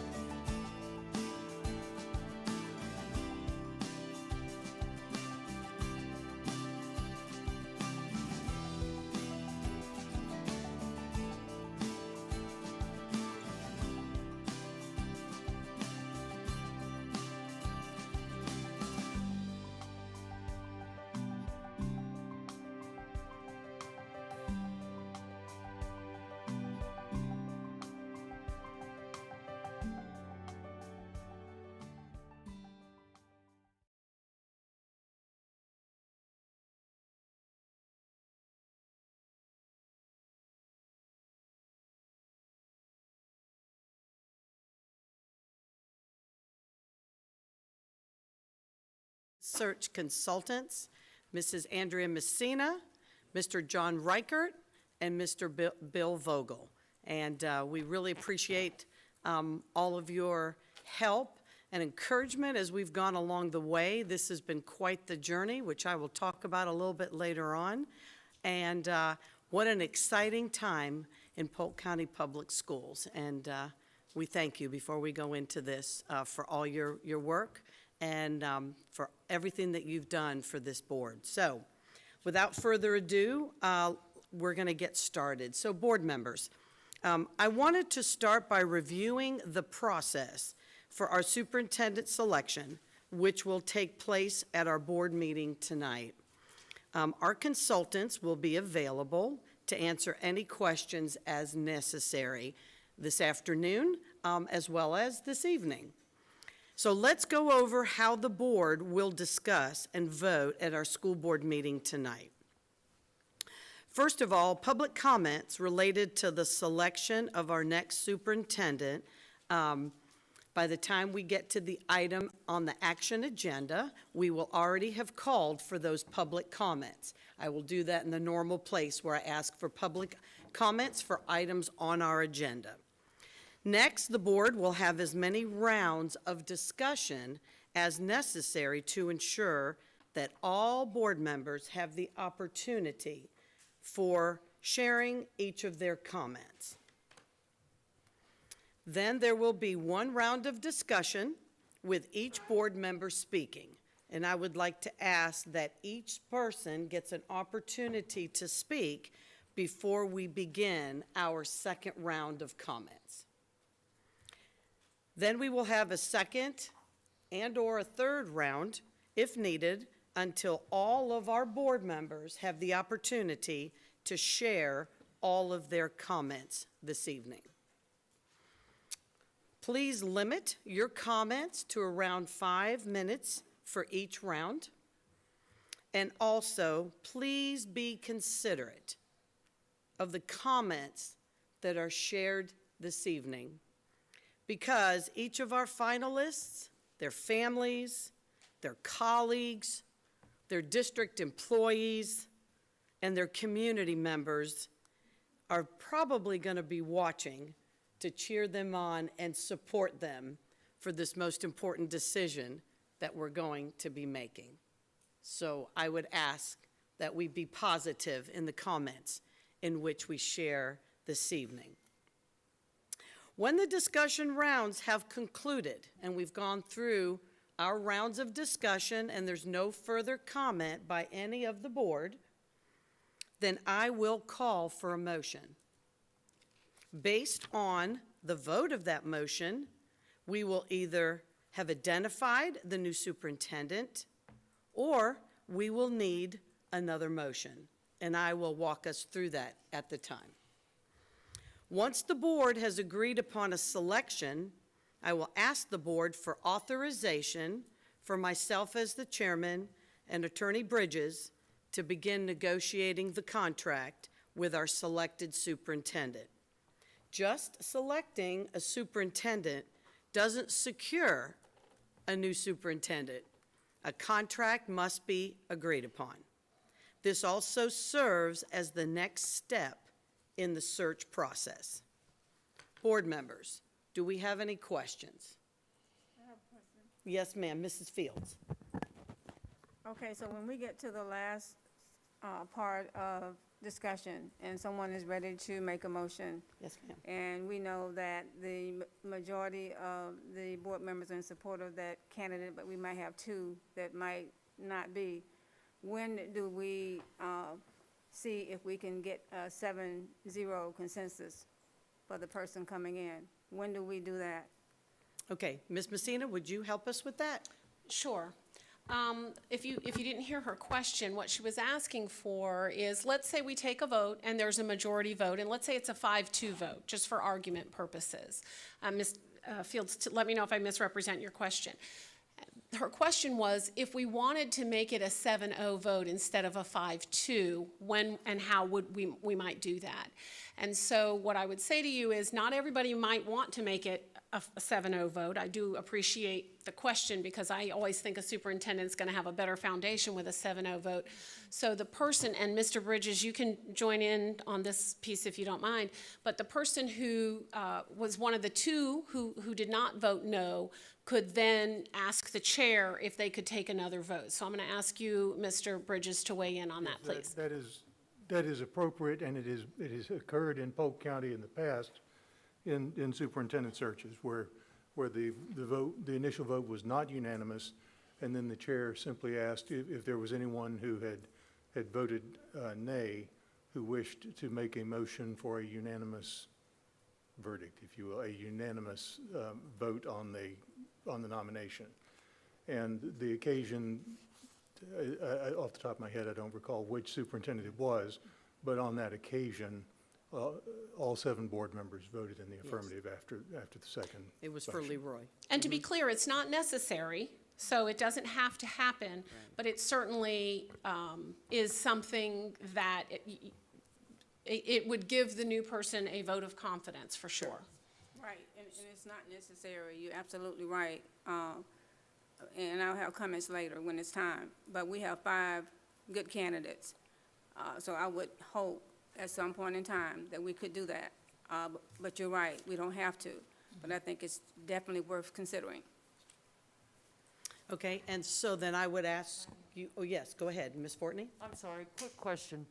Are we saying, the way I just heard you read that we are doing 3 rounds, or can you call the motion if you see after the first round that we're all headed maybe coalescing, I don't know what the word you want to call it, but are we going to go 3 rounds for sure? No, okay. No, ma'am, let me clarify. So, yes, the purpose of explaining that we could go several rounds, but yes, to answer your question, if after the first round there is a feeling in the room that we are leaning towards one candidate, when I ask, is there anyone that would like to start the second round? If I don't get any response, that sort of indicates we've all said how we feel, and then I might say, okay, board members, if there is no further discussion, meaning going on to a round 2, are we ready for a vote? And if everybody kind of says okay, I will say, all right, I'm going to go ahead and call for the motion now. Thank you, I just wanted to clarify. Does that help? Yes, ma'am. Okay, super.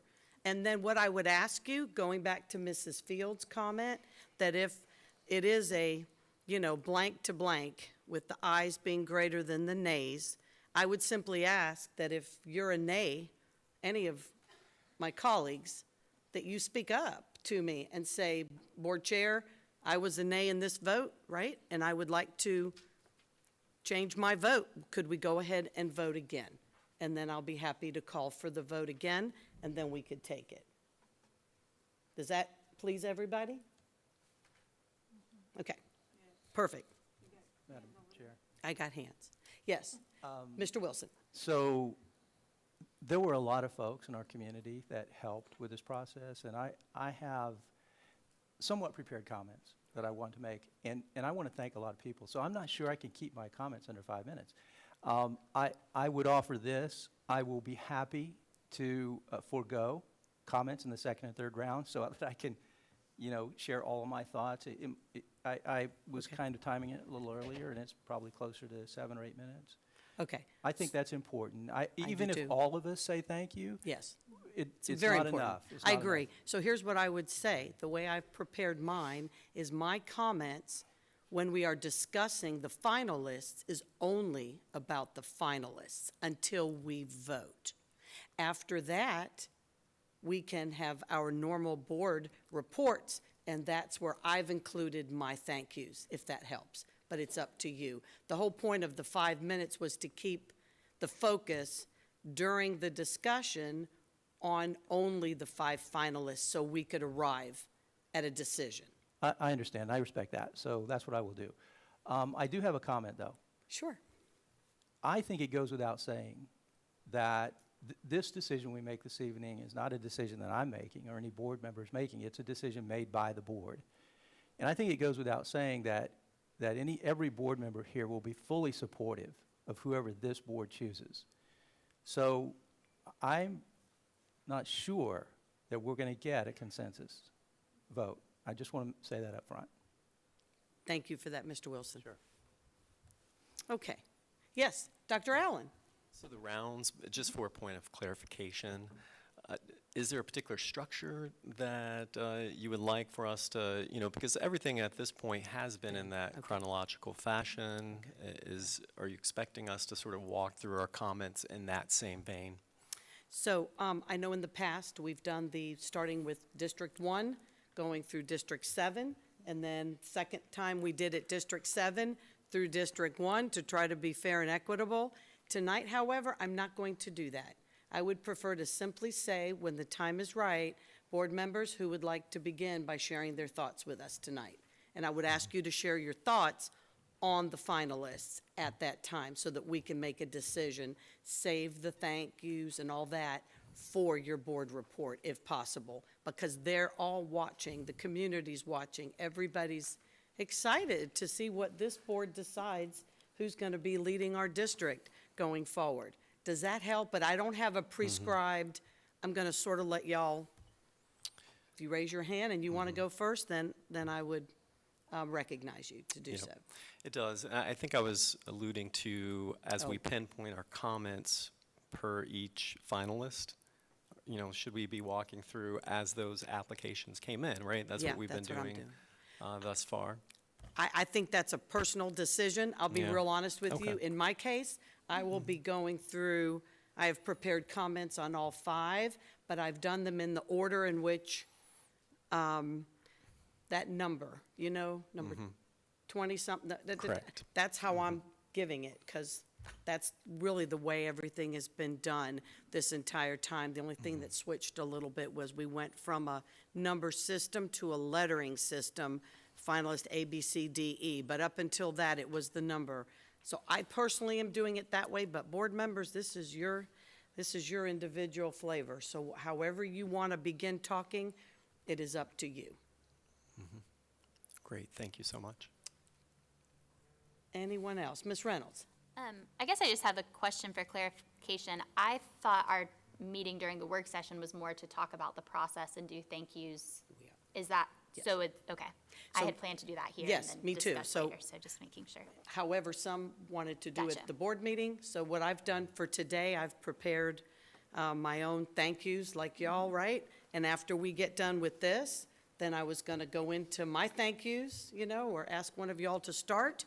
And then I do have some thank yous this evening, but it's much more, it's the abridged version because it's going to be a late meeting tonight. So I wanted to be respectful. But yes, you're welcome to do your thank yous here today, if you so choose. It's really a board member decision. Any other comments or questions? Everybody feel comfortable about the process tonight? I have a question. Yes, ma'am. I just want to understand the logic of having board members randomly to give their comments rather than going by school district. That was my thought, just so that whoever wants to start can start. I don't think it has to be prescribed, but it's up to you all. If you want to go by numbers, we can go by numbers. Just tell me what numbers you want. Yes. I was gonna say, I appreciate the opportunity to kind of let it happen fluidly for each round, because I don't think we even need to go in the same order each round if we don't And I wasn't planning choose to. keep notes on who went for, I wasn't planning to, I was simply going to open it up and say who would like to begin sharing their thoughts. And the other thing is, I agree that everyone needs to have their words however they choose to lay it out. We don't have to mirror each other as it relates to what candidate we bring first, second, third, fourth, fifth. Right. Yeah, it's whatever you've prepared for your comments. Correct. Yes, ma'am. Of course.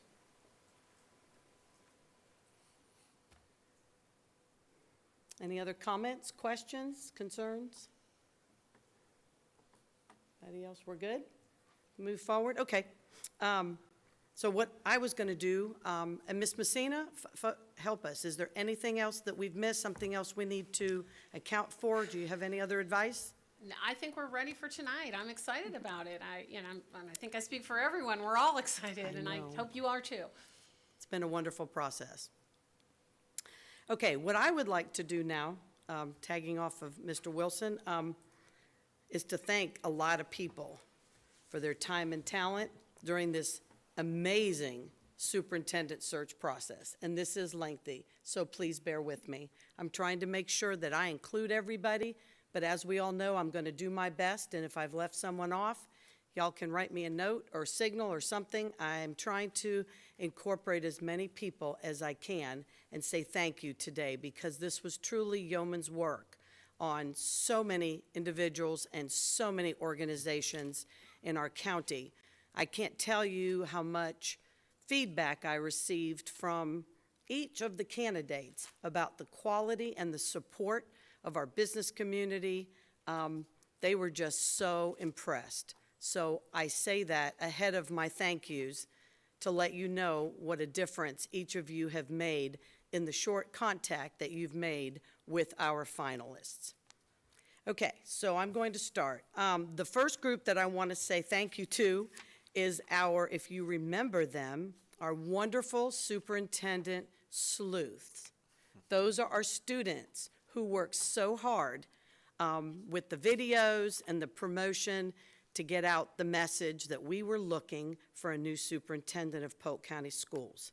So I would like to thank Alejandro Maya from Harrison School for the Arts, Tyler Mercier, Doris A. Sanders Learning Center in the Transition Program, Trenton Thomas, Davenport School of the Arts, Alyssa Benses, Ridge Community High School, and Bryn Smith at Carlton Palmore Elementary. These kids outdid themselves, and I'm just so thankful and so proud of each of you. Next came our community relations team, right? And I'd like to thank Nathan Whaley, Jessica Hall, Jeremy Cobble, Jeff Hoskins, Jordan Garcia, Hannah Collins, Sean Lawson, and Rachel Pleasant. Our Public Relations and Strategic Partnerships Department truly went above and beyond between doing the brochures, the videos, interviews, keeping our website updated, doing the live streaming, and the list goes on and on. So thank you so much to all those folks for everything that you do. Being here for the meet and greets, I mean, I could go on and on, so thank you. Next, I want to thank our 52 applicants. We received applications from 52 incredibly talented individuals from across the United States. I am so excited with the level and the quality. It was such a difficult decision to pare that down, but I appreciated their time and effort that they had to go through to submit their applications for our most important position. Next, I want to thank the 5 finalists: Dr. Harold Border, Dr. Jim McIntyre, Mr. Mike Ramirez, Mr. Fred Hyde, and Dr. Nakia Towns. All 5 are absolutely passionate, caring, and brilliant individuals, and any one of them could come into Polk County Public Schools and lead us into the next steps that we are heading. So I thank them, and I thank their families and those that were able to bring families with them. It was wonderful to get to know them on a personal level, at least for me, throughout this process. So I thank you to our 5 finalists. Next, I want to thank the screening committee. Oh my goodness, 36 individuals committed to this process, spending hours and hours, because if you remember, as we closed the weekend, that Friday before before we were going to vote, we had 28, maybe 30 applicants, and then all of a sudden, it was up to 52. And I know that a lot of the folks on the committee shared with me, I bet you wonder what I was doing that weekend. So reviewing the other 20 applications that had come in. So I'm going to take just a minute to thank them. So if you're out there, screening committee, thank you so much.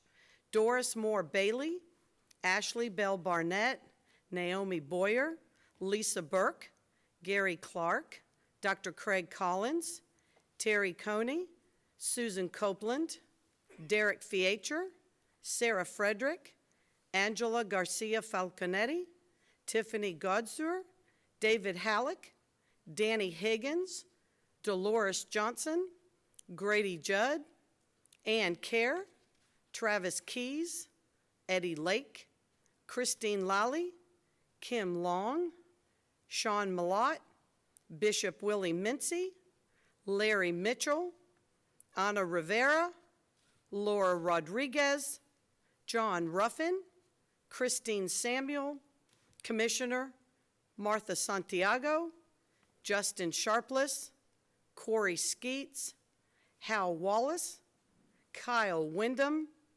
Katie Worthington, Marcus Wright, and Stephanie Yoakum. So a big heartfelt thank you to each of you for taking your time and your weekend evenings to sort through all of these wonderful candidates to provide us with 7 exceptional individuals to move forward. Next, I would like to thank the staff and community volunteers for the tours and presentations that were had throughout this last week. As most of you probably know, we brought in the 5 finalists and their families to Polk County, and in order to give them a flavor, this board decided that they wanted to host them with community tours throughout Polk County so they would have some idea what Polk County was all about. And without the work of these folks and their time and dedication, that would not have happened. So I'm going to read off the names once again. With the Board of County Commissioners, we have Chandra Frederick, Murtis Young, Polk County History Center, Donna Sheehan, City of Winter Haven, Christine Samuel, City of Winter Haven, Michael Starves, City of Winter Haven, Nelson Kirkland, Central Florida Media Group, Katie Worthington Decker, Winter Haven Chamber of Commerce, Trinice McGriff, Lakeland Electric, Nicole Travis, City of Lakeland, Trish Pfeiffer, Community Volunteer, Tracy Mountzy, Polk Education Foundation Board, Andrea Hagan, Heartland for Children, George Hatch, City of Mulberry, Brianna Bird, Florida Farm Bureau Federation, Dr. Alex Rich, Polk Museum of Art, Pal Powell, Polk Museum of Art, Bill Muntz, City of Lakeland. And these folks did the community tours and the presentations to all of our 5 finalists. And then I would be remiss to not say thank you to the 2 entities that partnered together. They did an incredible job, would be our Polk Vision, headed by Kim Long and Kristen Sheehan, Talitha Bean and Yenny Fernandez, and our Polk Education Foundation, headed by Susan Copeland and then Marissa Green. Those 2 organizations really partnered and held hands to really put this whole thing together, and I'm very much appreciative. And I would be remiss if I didn't acknowledge our Polk County Public Schools employees who were part of this thing as well. We have Rachel Pleasant, Jeanette Crowley, Rob Davis, Vaughn Belcher, Dan Talbot, Mike Wiggins, Scott Reeves, Don Stevenson, and Marcus Wright. We are so thankful to each of you for your time and talent, and certainly none of this could have happened if we didn't have the support and the blessing from our superintendent, Mrs. Jackie Bird. So I thank you so much for allowing our staff to help us and participate in this very important process. So thank you for that. We also had numerous sponsors, as you might imagine. So our sponsors, let's see, are We had the Polk Association of School-Based Administrators. We had the Polk Education Foundation, Polk Vision, Polk County Builders Association Foundation, Polk Education Association, Polk Vision, Central Florida Development Council, and the American Federation of State, County, and Municipal Employees, locally known as ASME. So I just want to thank all of these folks for being willing when we asked for sponsors for the various breakfasts, lunches, dinners, and so forth. These folks just were so wonderful to come forward and volunteer to sponsor those.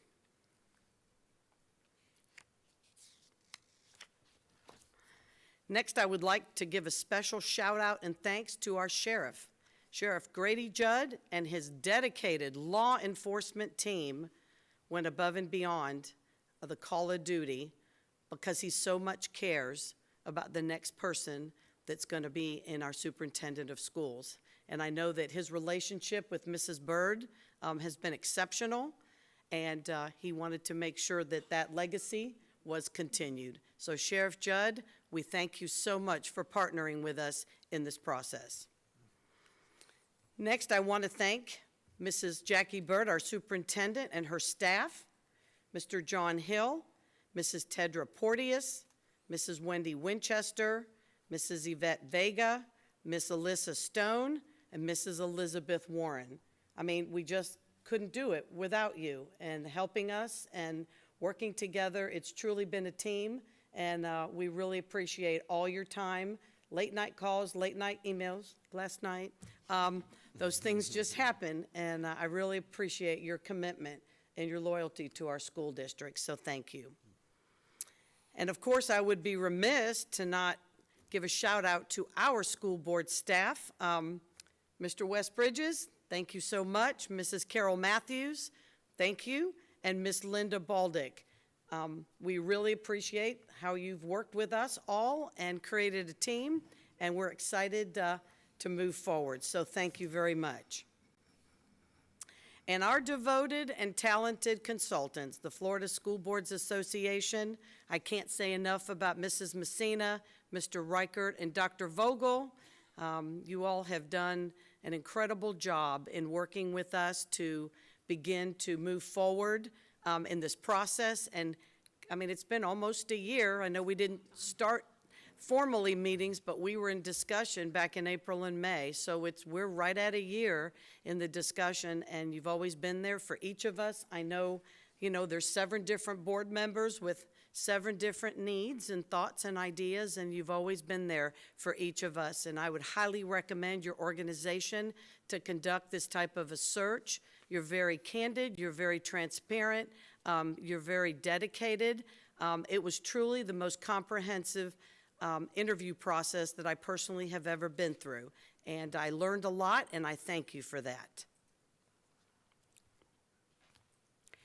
Now, my colleagues on the board, I have so appreciated your support and the encouragement as this journey has unfolded. I am grateful for the time that each of you have spent poring over hundreds of pages of information on every finalist.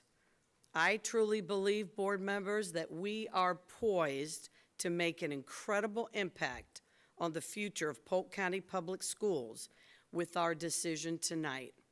And I want to thank not only each of you, but your families, because it took a lot of time away from each of your families for you to do the work of the board. And each of you have done an incredible job for us to get to this point. So I thank you.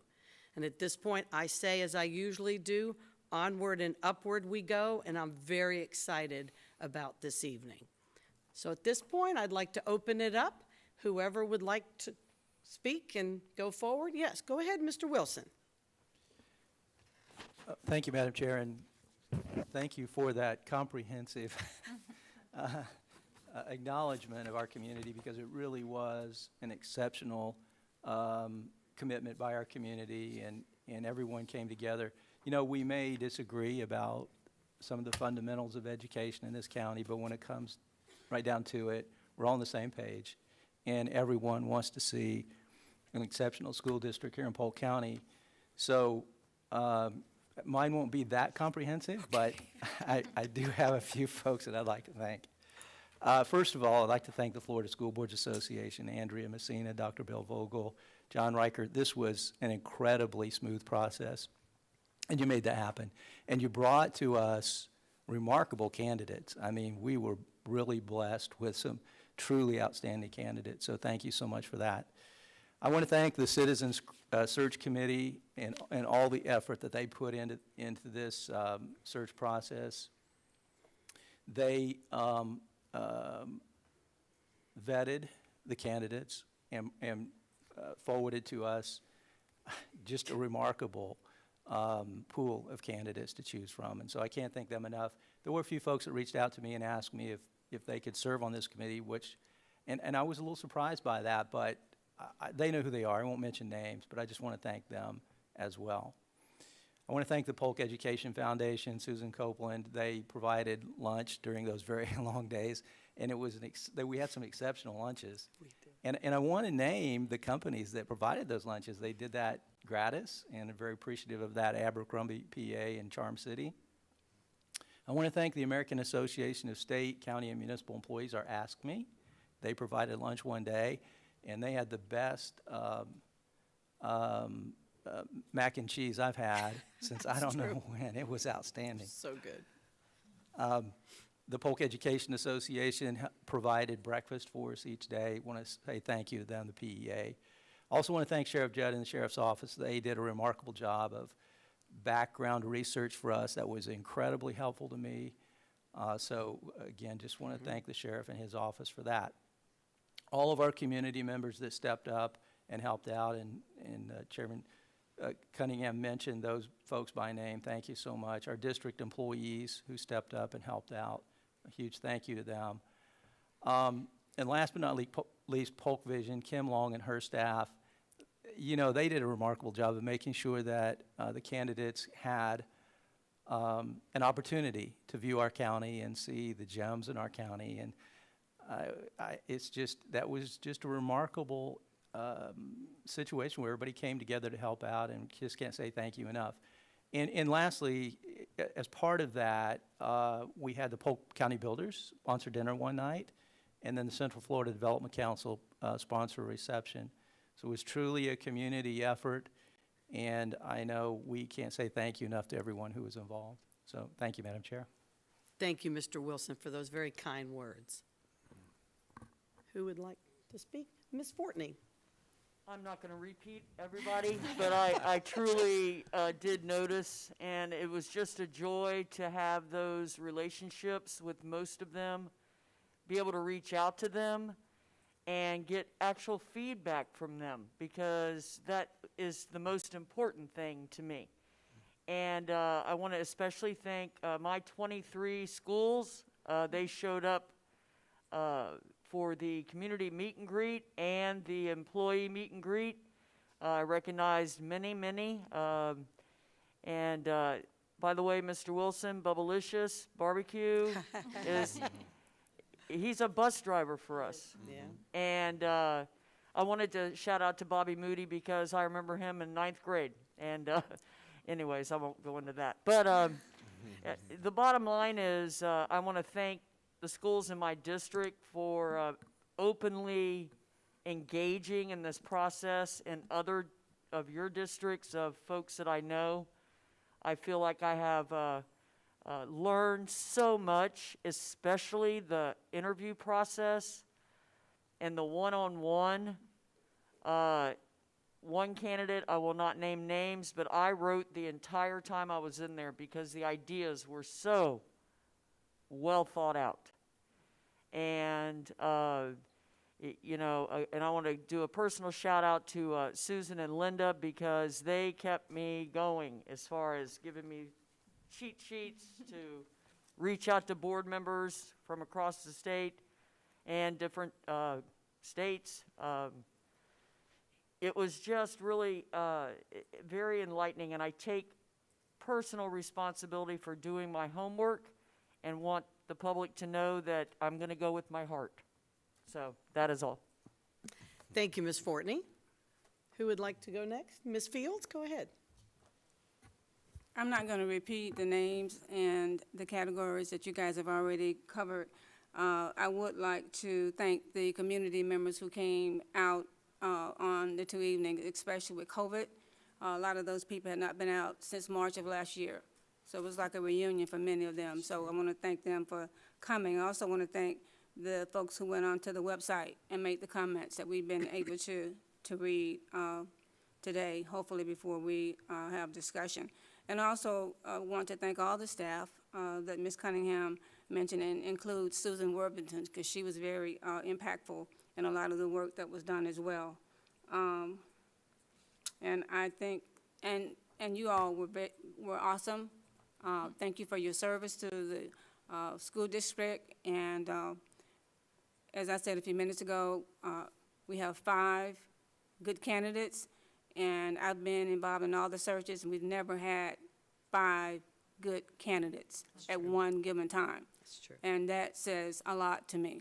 So I want to thank you for your hard work, and thank the candidate, and thank everybody who put themselves out in front of everyone else, putting your personal lives on display. That is not easy to do. So again, thanks to everybody. Thank you, Mrs. Fields. Ms. Reynolds. Thank you, and I won't repeat everything that all of my colleagues have said, though I do feel very strongly about just thank you to everyone who's participated. I did want to mention Mr. Rob Davis for giving up a lot of his time over the past couple weeks routing and rerouting all of our tours. Using, he was sitting in a meeting and realized we have software that does this for our buses, and how can we use this? Which is a great innovative solution to trying to figure out how to get them to all of these stops throughout the county. I know one of the drivers showed me their sheet, and I think they had been like 168 miles on their tour, which speaks volumes to how large Polk County is. And that was just one of the tours. They got 3. They had a big one and 2 smaller ones. So they literally went hundreds of miles throughout our county this week, which was huge. All of our community members in every corner who not only engaged, but gave us their feedback, as Ms. Fortney said. Obviously, everybody gets a different perspective, and all of those perspectives are really important to me. I also want to apologize to anyone who tried to call me yesterday afternoon. My voicemail was full, and so it's not now. So if you want to leave another message, please try me again. But just all of the community members who have continued to engage and give us their feedback. I also want to thank Polk Vision, which I believe has already been thanked, but they stepped up and gave up their week to be able to be here and do whatever was needed and welcome the finalists and make sure that they felt like they were part of Polk County while they were here, and that any question about Polk County they could get answered. And I think they really enjoyed doing it as well. My last shout out will go to some of our Mulberry High School students who chose to come out and engage in the process with us on Thursday night. They sent us their feedback, got to talk a little bit with them, but it is so important to me that our students get engaged, because this will be their superintendent. And really, they're the ones that we're here for, to make sure that they get the best quality education. So just want to say thank you to our students, staff, everyone who got involved in the process and has given us our feedback. Thank you, Ms. Reynolds. Ms. Miller? We're going down the line. Again, I'm not going to repeat. My colleagues have done a really good job with the people, acknowledging the people that helped make this happen. I want to say particularly to PEA, it's been made public now, but the president of the PEA tragically lost her husband in the middle of this, and her staff stepped up, and what they did was seamless.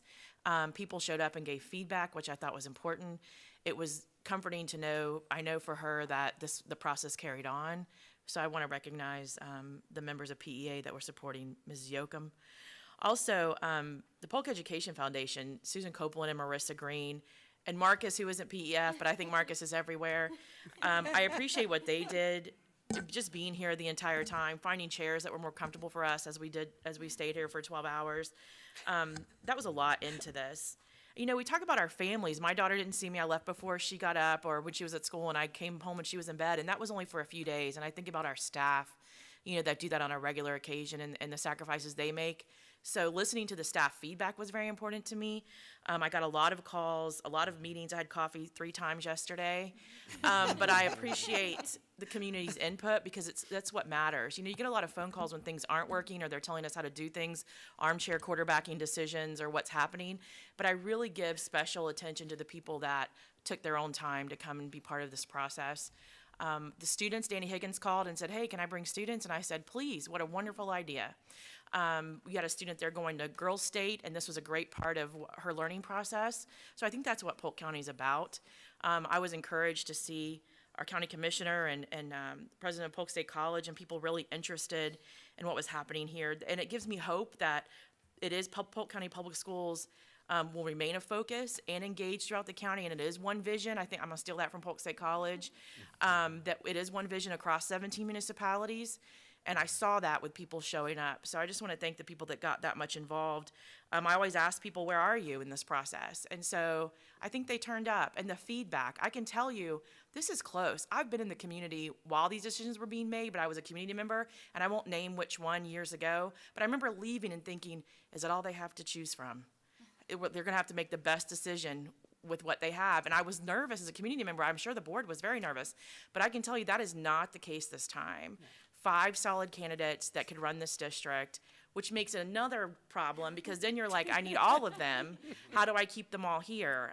Which isn't my job. But it was a very good place to be, because for a long time, and I want to give that credit to FSBA and the work you've done, when I would get calls and I would say we had 52 applicants, nobody could believe that.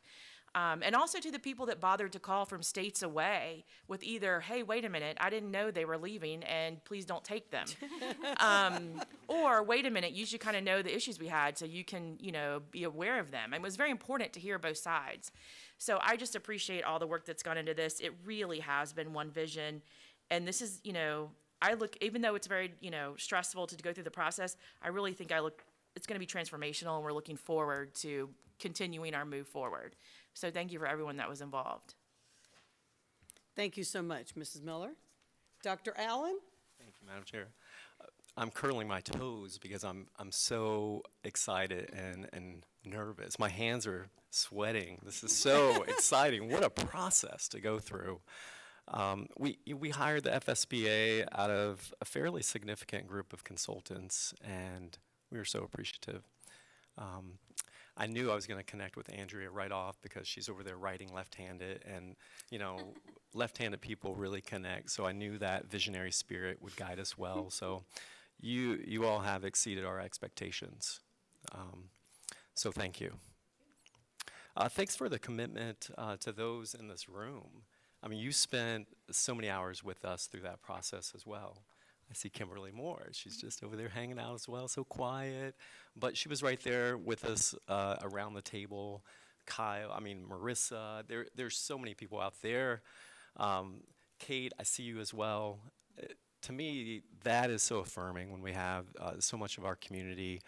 There's so many touch points. So you've designed it so well to hit at those various touch points. I was thinking metaphor, Cat 5 hurricane force wind of support. I mean, that's how I saw that. We use the term community a lot to describe the success of this, and that word community means so much to me because it comes out of the word communication, which means to commune. So we really did commune around the table for those last several weeks, hours upon hours. You allowed us to commune at the table one-on-one with these candidates as well. I mean, I cried in one of my times with them. So that was awesome. So some metaphors that I was playing around with in this is, we could have a bowling ball and throw it down the lane and knock out some pins. And that could be successful, but it's so limited. Ping pong is another one. We can banter back and forth, but somebody's going to win. This process reminds me of charades because we're working just as hard to get this message out, but our community, they're working just as hard to discern and understand. It's such a mutual thing. that we've gone through. And it's so affirming. We're not isolated. We're not like hanging out on our own. So Madam Chair, thank you for leading us and guiding us as well. So here we are today, and it's pretty exciting. So thank you. Thank you, Dr. Allen. Any other comments, board members? Any questions about the process? One more time. Ms. Messina, would you like to say a few words? Actually, I would. Thank you. I would like to thank the board for your confidence in us. We take very seriously the responsibility of working with all of you, and we want to make it a positive experience. No offense, not just for you, but also for the candidates, because we know that these are people who are going to be superintendents, whether in your district or somewhere else. And so we try very hard for it to be a positive experience for you, for your community, and for the finalists. And I know Bill and John work very closely. I really liked what you said, Dr. Allen, when you said so many touch points, because you know, the interactions that we've had with your community, with your staff, with all of you, with the applicants, with some people who never did apply, but swore us to secrecy and said they were going to apply. And then when the deadline came and the application wasn't there, we're like, I've been keeping that a secret and you still didn't apply.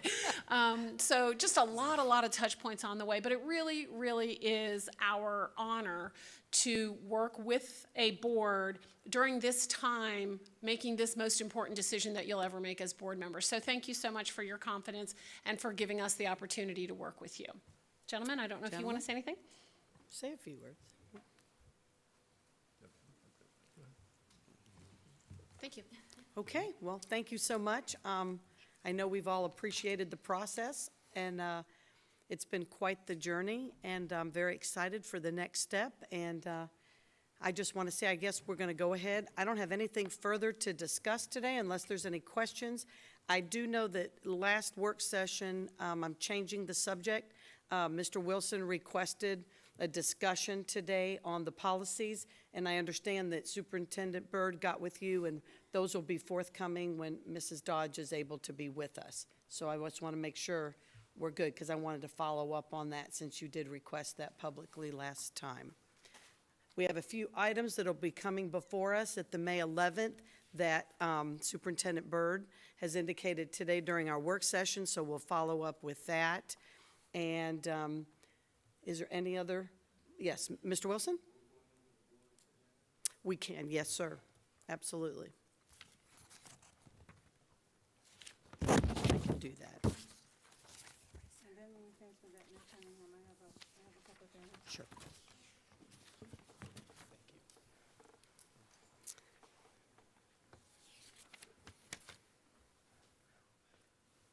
Okay, so looking at our board agenda, we would start with our first few items. Obviously, the opening items, special recognitions, and our public comments. And then is there any question about Section D, approval of the minutes?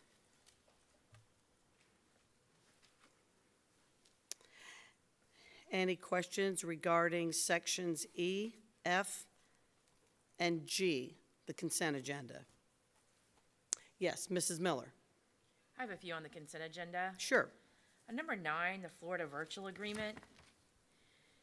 We're going from, I need to open that budget analysis. There's a difference. We're going from 800,000 to $1 million, and I'm assuming that's to increase because of what's happening with virtual learning. My question is, this is a franchise contract, so is this the Florida, we're paying the Florida virtual district, state district system, this differential of 200,000? Right, Jason, I know Jason's coming Sorry, forward. Jason. He's coming forward. I had too many community members calling me today, I couldn't get all these questions answered.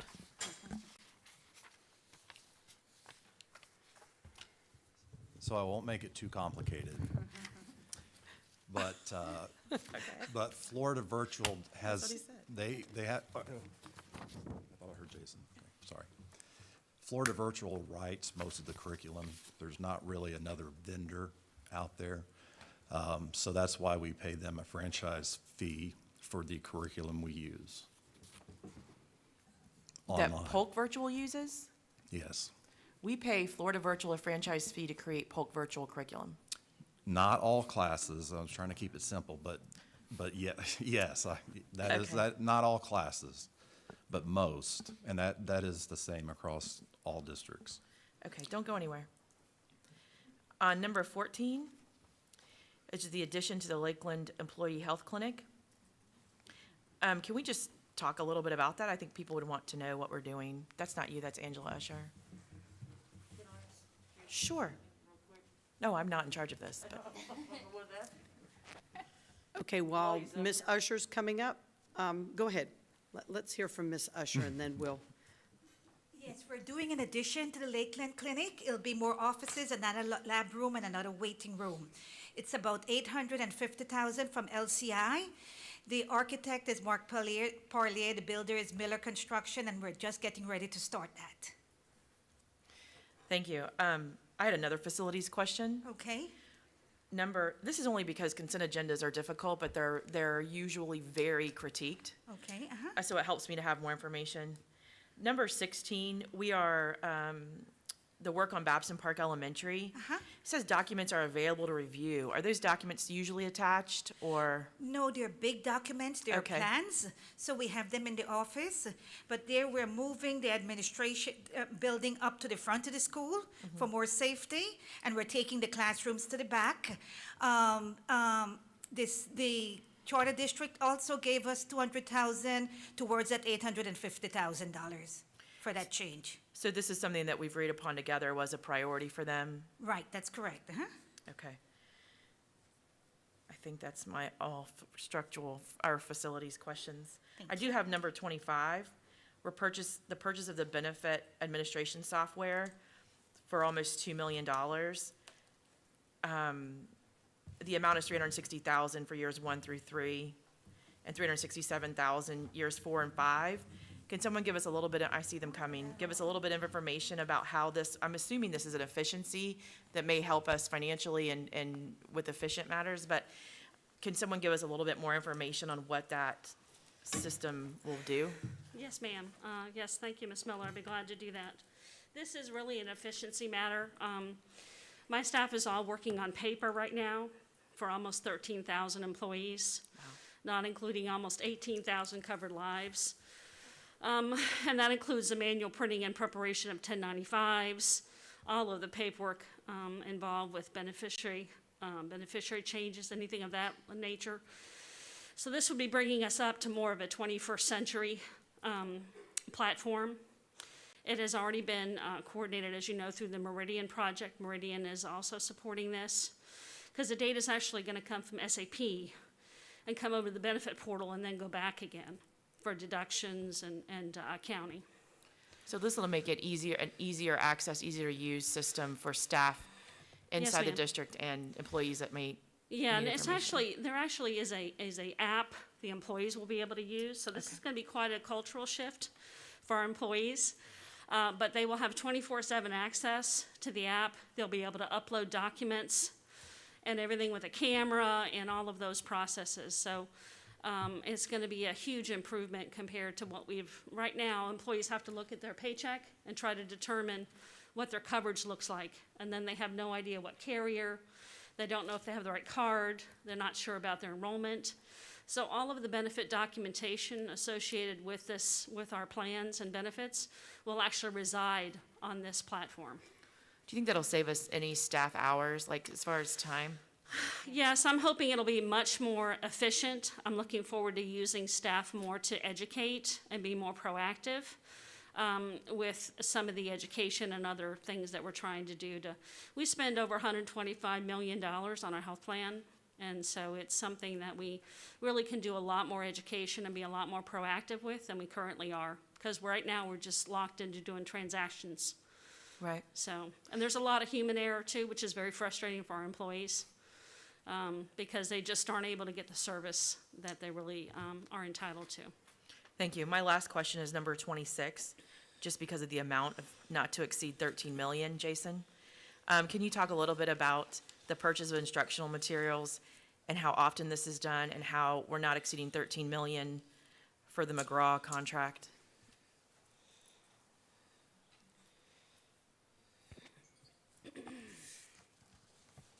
Can I jump in on this? Now, Sure. this is actually, I'm trying to look at, this is our teaching and learning. It's usually going to be a little bit over. We usually anticipate it's going to be a little over. It's usually right around 11 million. Am I correct on that one? Is what is, so right now, we're usually looking at, it could be more. We don't know it's going to happen. That's why it's not to exceed that, but we usually right around 11 million on that. This is something that we do each year when it comes to our textbooks and different things. So this is an annual cost of 11 million plus? No. I didn't think, okay. No. Right. This year, when they started negotiating the contract prices, it was actually a lot higher, so our team worked to get it down to the 13 million. And as Mrs. Bird stated, we're hoping it will come under. The allocation we receive from the state is usually between 7 and 9 million. Okay. So this is one of the pieces that we've discussed with the board previously. We knew the cost would be in that range. Thank you. Thank you, Madam Chair. Thank you, Mrs. Miller, and I think Ms. Fortney was next. Go ahead. Just for Jason Pitts and for just public comment, the Florida virtual, basically, have they raised the price of the same amount of instructional material, or are we getting more for more money as far as what they are providing from Florida to Polk? Does that make sense? It does make sense, although I didn't write the item, so I honestly am not as familiar with what the item includes. Was here to speak to say that Florida Virtual has the niche that, and they actually provide curriculum to 180 countries across the world. I mean, they are the top curriculum I provider. just didn't know if it's like just in general price increase like everything else in the world? I believe it's an increase in the number. It's based on the number of classes that So are we have taken. increased our enrollment? We have increased our enrollment by. That's what I wanted to clarify. Yes, Thank we you. have increased our enrollment, so I assume that's the price increase. Thank you, Ms. Fortney. Mr. Wilson? What I heard was that the state funds roughly $7 to $9 million, and we're spending 13 million. Do they have a source that's cheaper? How? I'm not sure I understand that. It's more expensive this year, Mr. Wilson, because it's an adoption year. It's the ELA adoption, which is actually the biggest adoption. So that's one of the reasons that the costs are so much higher. When I say that we receive $7 to $9 million, that's the categorical funding. We also receive our general allocation in general fund, which is what we supplement with if the costs do go over. So, and we're having a very frank and open conversation about this. So does the state anticipate that we will spend more in the general fund for books? I can't answer for the state, but the conversation amongst the finance officers in the state is that all of our costs are higher and all of them will exceed our allocations. Yeah, and I understand that. That's a legitimate answer, but, I mean, the state of Florida knows that. Yeah, so Mr. Wilson, they provide about $87 a year per student, and that has not changed in many years. So all counties get the same rate, so the amount we get. And if you go back and read the original statute, the intention was to give about $300 a student per year. So we have different adoptions, and then the districts are responsible for the contracts, and it's just, we overspend almost every year. Really, that's interesting. And look, I understand that the state's revenues are off this year. We had the challenges with COVID, but hearing that that's a problem routinely, I think somehow the state needs to be aware of that. That's a significant amount of money for our school district. So thank you. And Madam Chair, I have just another comment, if it's okay? Sure. Yes, And of course. before I make this comment, let me say I'm not asking anything to be moved off the consent agenda, so I don't want to cause anybody any concerns. But, you know, we've talked in the past about the higher dollar items being not being on the consent agenda so that we, I think it's important, whatever they are, I just think it's important that they not be on the consent agenda so we can have someone come forward and maybe just say a few words about it. I mean, we have a $13 million item. This is of concern to our community, and they're going to want some sort of explanation. We've got a $3 million, another $2 million in there, and so, whatever we need to do, maybe we can have a conversation at the next work session and come to an agreement or compromise on what that dollar value is. But I think it's just important that our community hears from us and they know how we're spending their money. Thank you, Mr. Wilson, so noted. Yes, I noticed that as well, but it was very late by the time I noticed that, so. Okay. So we are through any other questions on consent? If not, we're moving on to Section H, Action Agenda. Is there any questions on any of those 5 items? Next, we come to Sections I, J, and K. And I don't know if you have an older sheet, but we did, Mr. Bridges did remove the approval ratification of the final agency order. I don't know if everybody noticed that, but he pulled that last night. Okay, any questions about, I know that we will not have an auditor's report this evening. And then next we come to certainly board members' reports.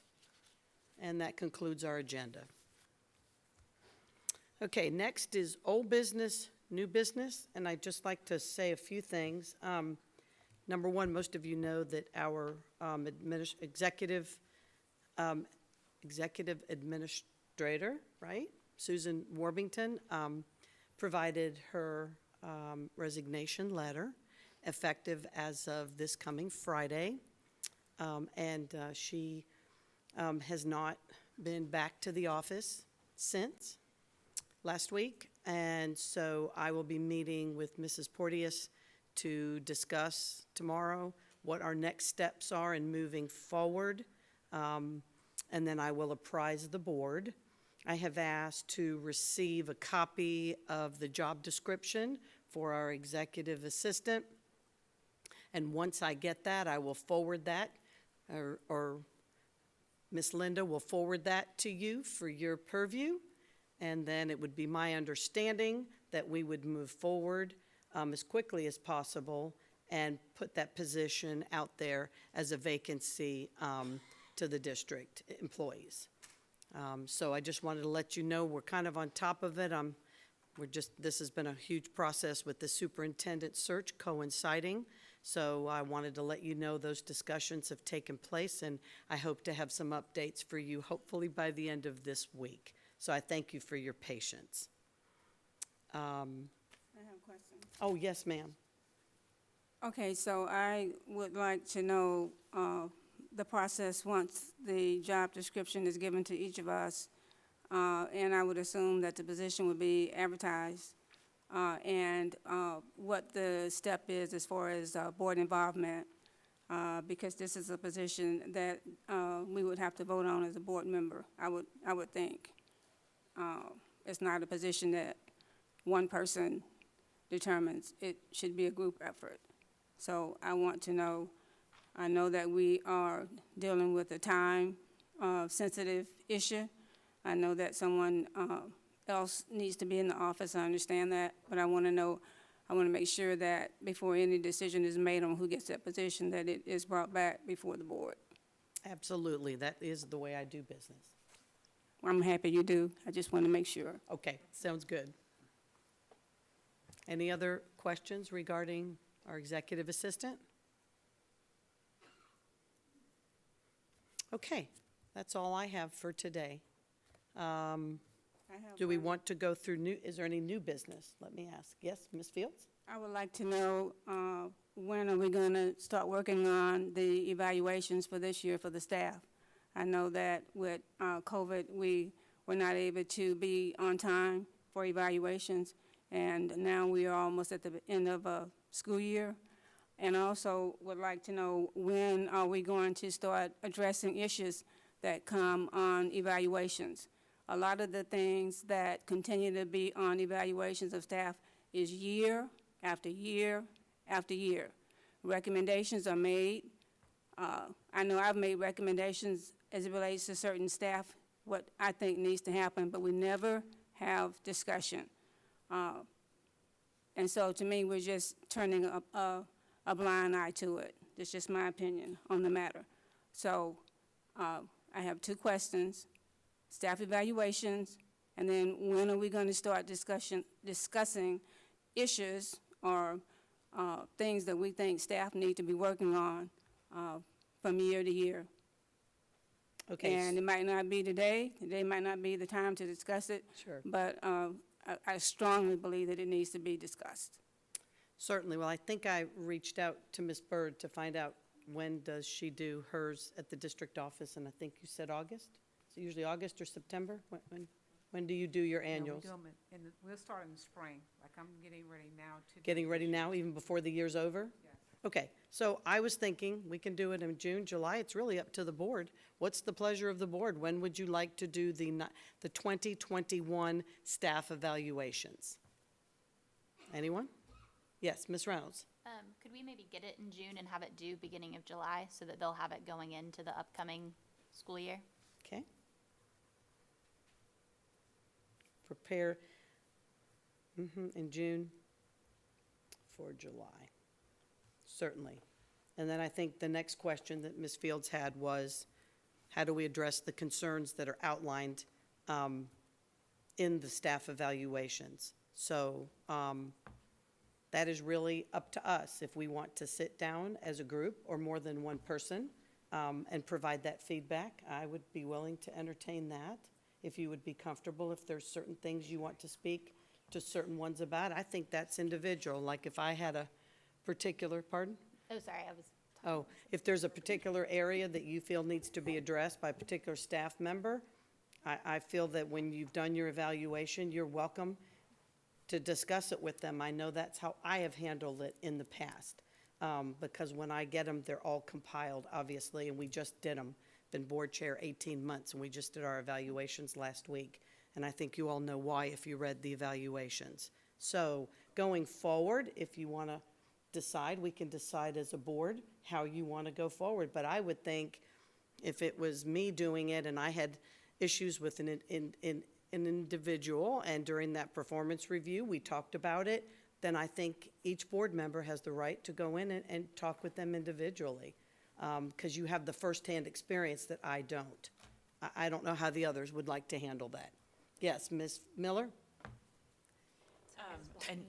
And the veteran board members may have more input on this, but I thought, I wouldn't hate to do that in a group setting. Right. If there's a way to have like benchmarks or something with each, we have very few employees. Right. Then maybe we could address that, because if you look at the last evaluation, some of us had completely different experiences because interactions were different. So I don't know what you've done in the past. I would love to hear how it's been done in the past, just to make sure that we're not, it could sound as if we're disparaging somebody's character if we do it, as a group, and I haven't had the same experience. Ms. Reynolds? I have similar opinions. We discussed the superintendent's position very publicly, but the superintendent also signs up to be a public figure, whether they want to or not. They do. But our administrative assistant, our internal auditor, they don't sign up to be a public figure and have their evaluation discussed in the open by everyone. So I do think that it's important to have those conversations in a sensitive manner. I know for organizations that I worked for before that we did a written response of, this is my evaluation, and then we responded to it.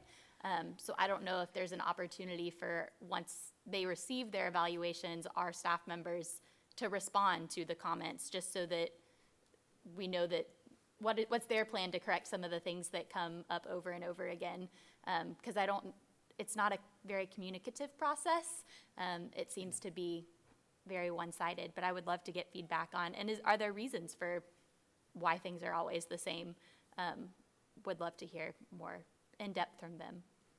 And I think, speaking from the past, whoever's been the chair, normally we just submit the information, and then the chair has always presented it with the employees.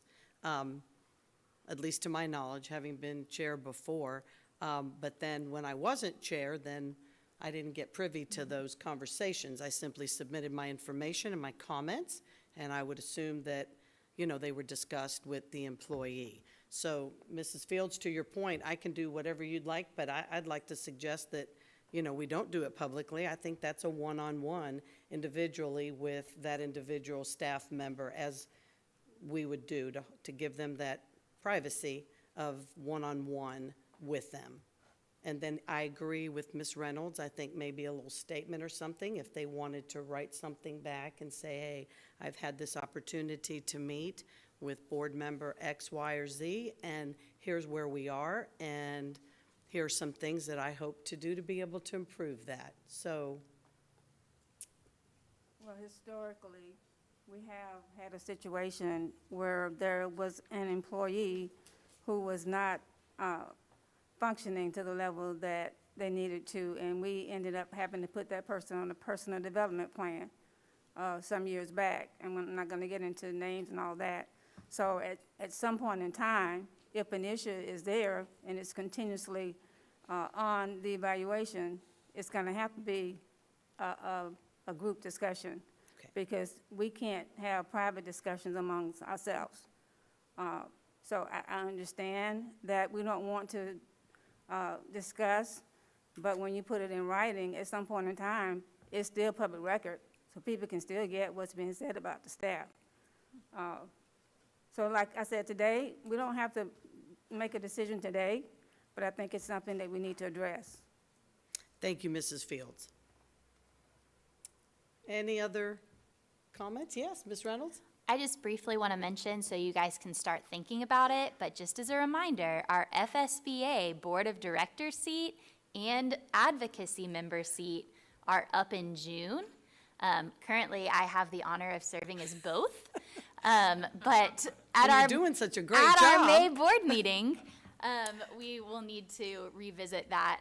I know I sent a note to Susan to get it on the agenda, and working with Wendy as well to make sure it's on our May agenda so that we can vote for it. And that person would be representing us at our beginning at the June meeting. June meeting. So, but it does need to come to us in May. So if you're super interested, start thinking about it. If you're super interested in nominating anyone, start thinking about that too.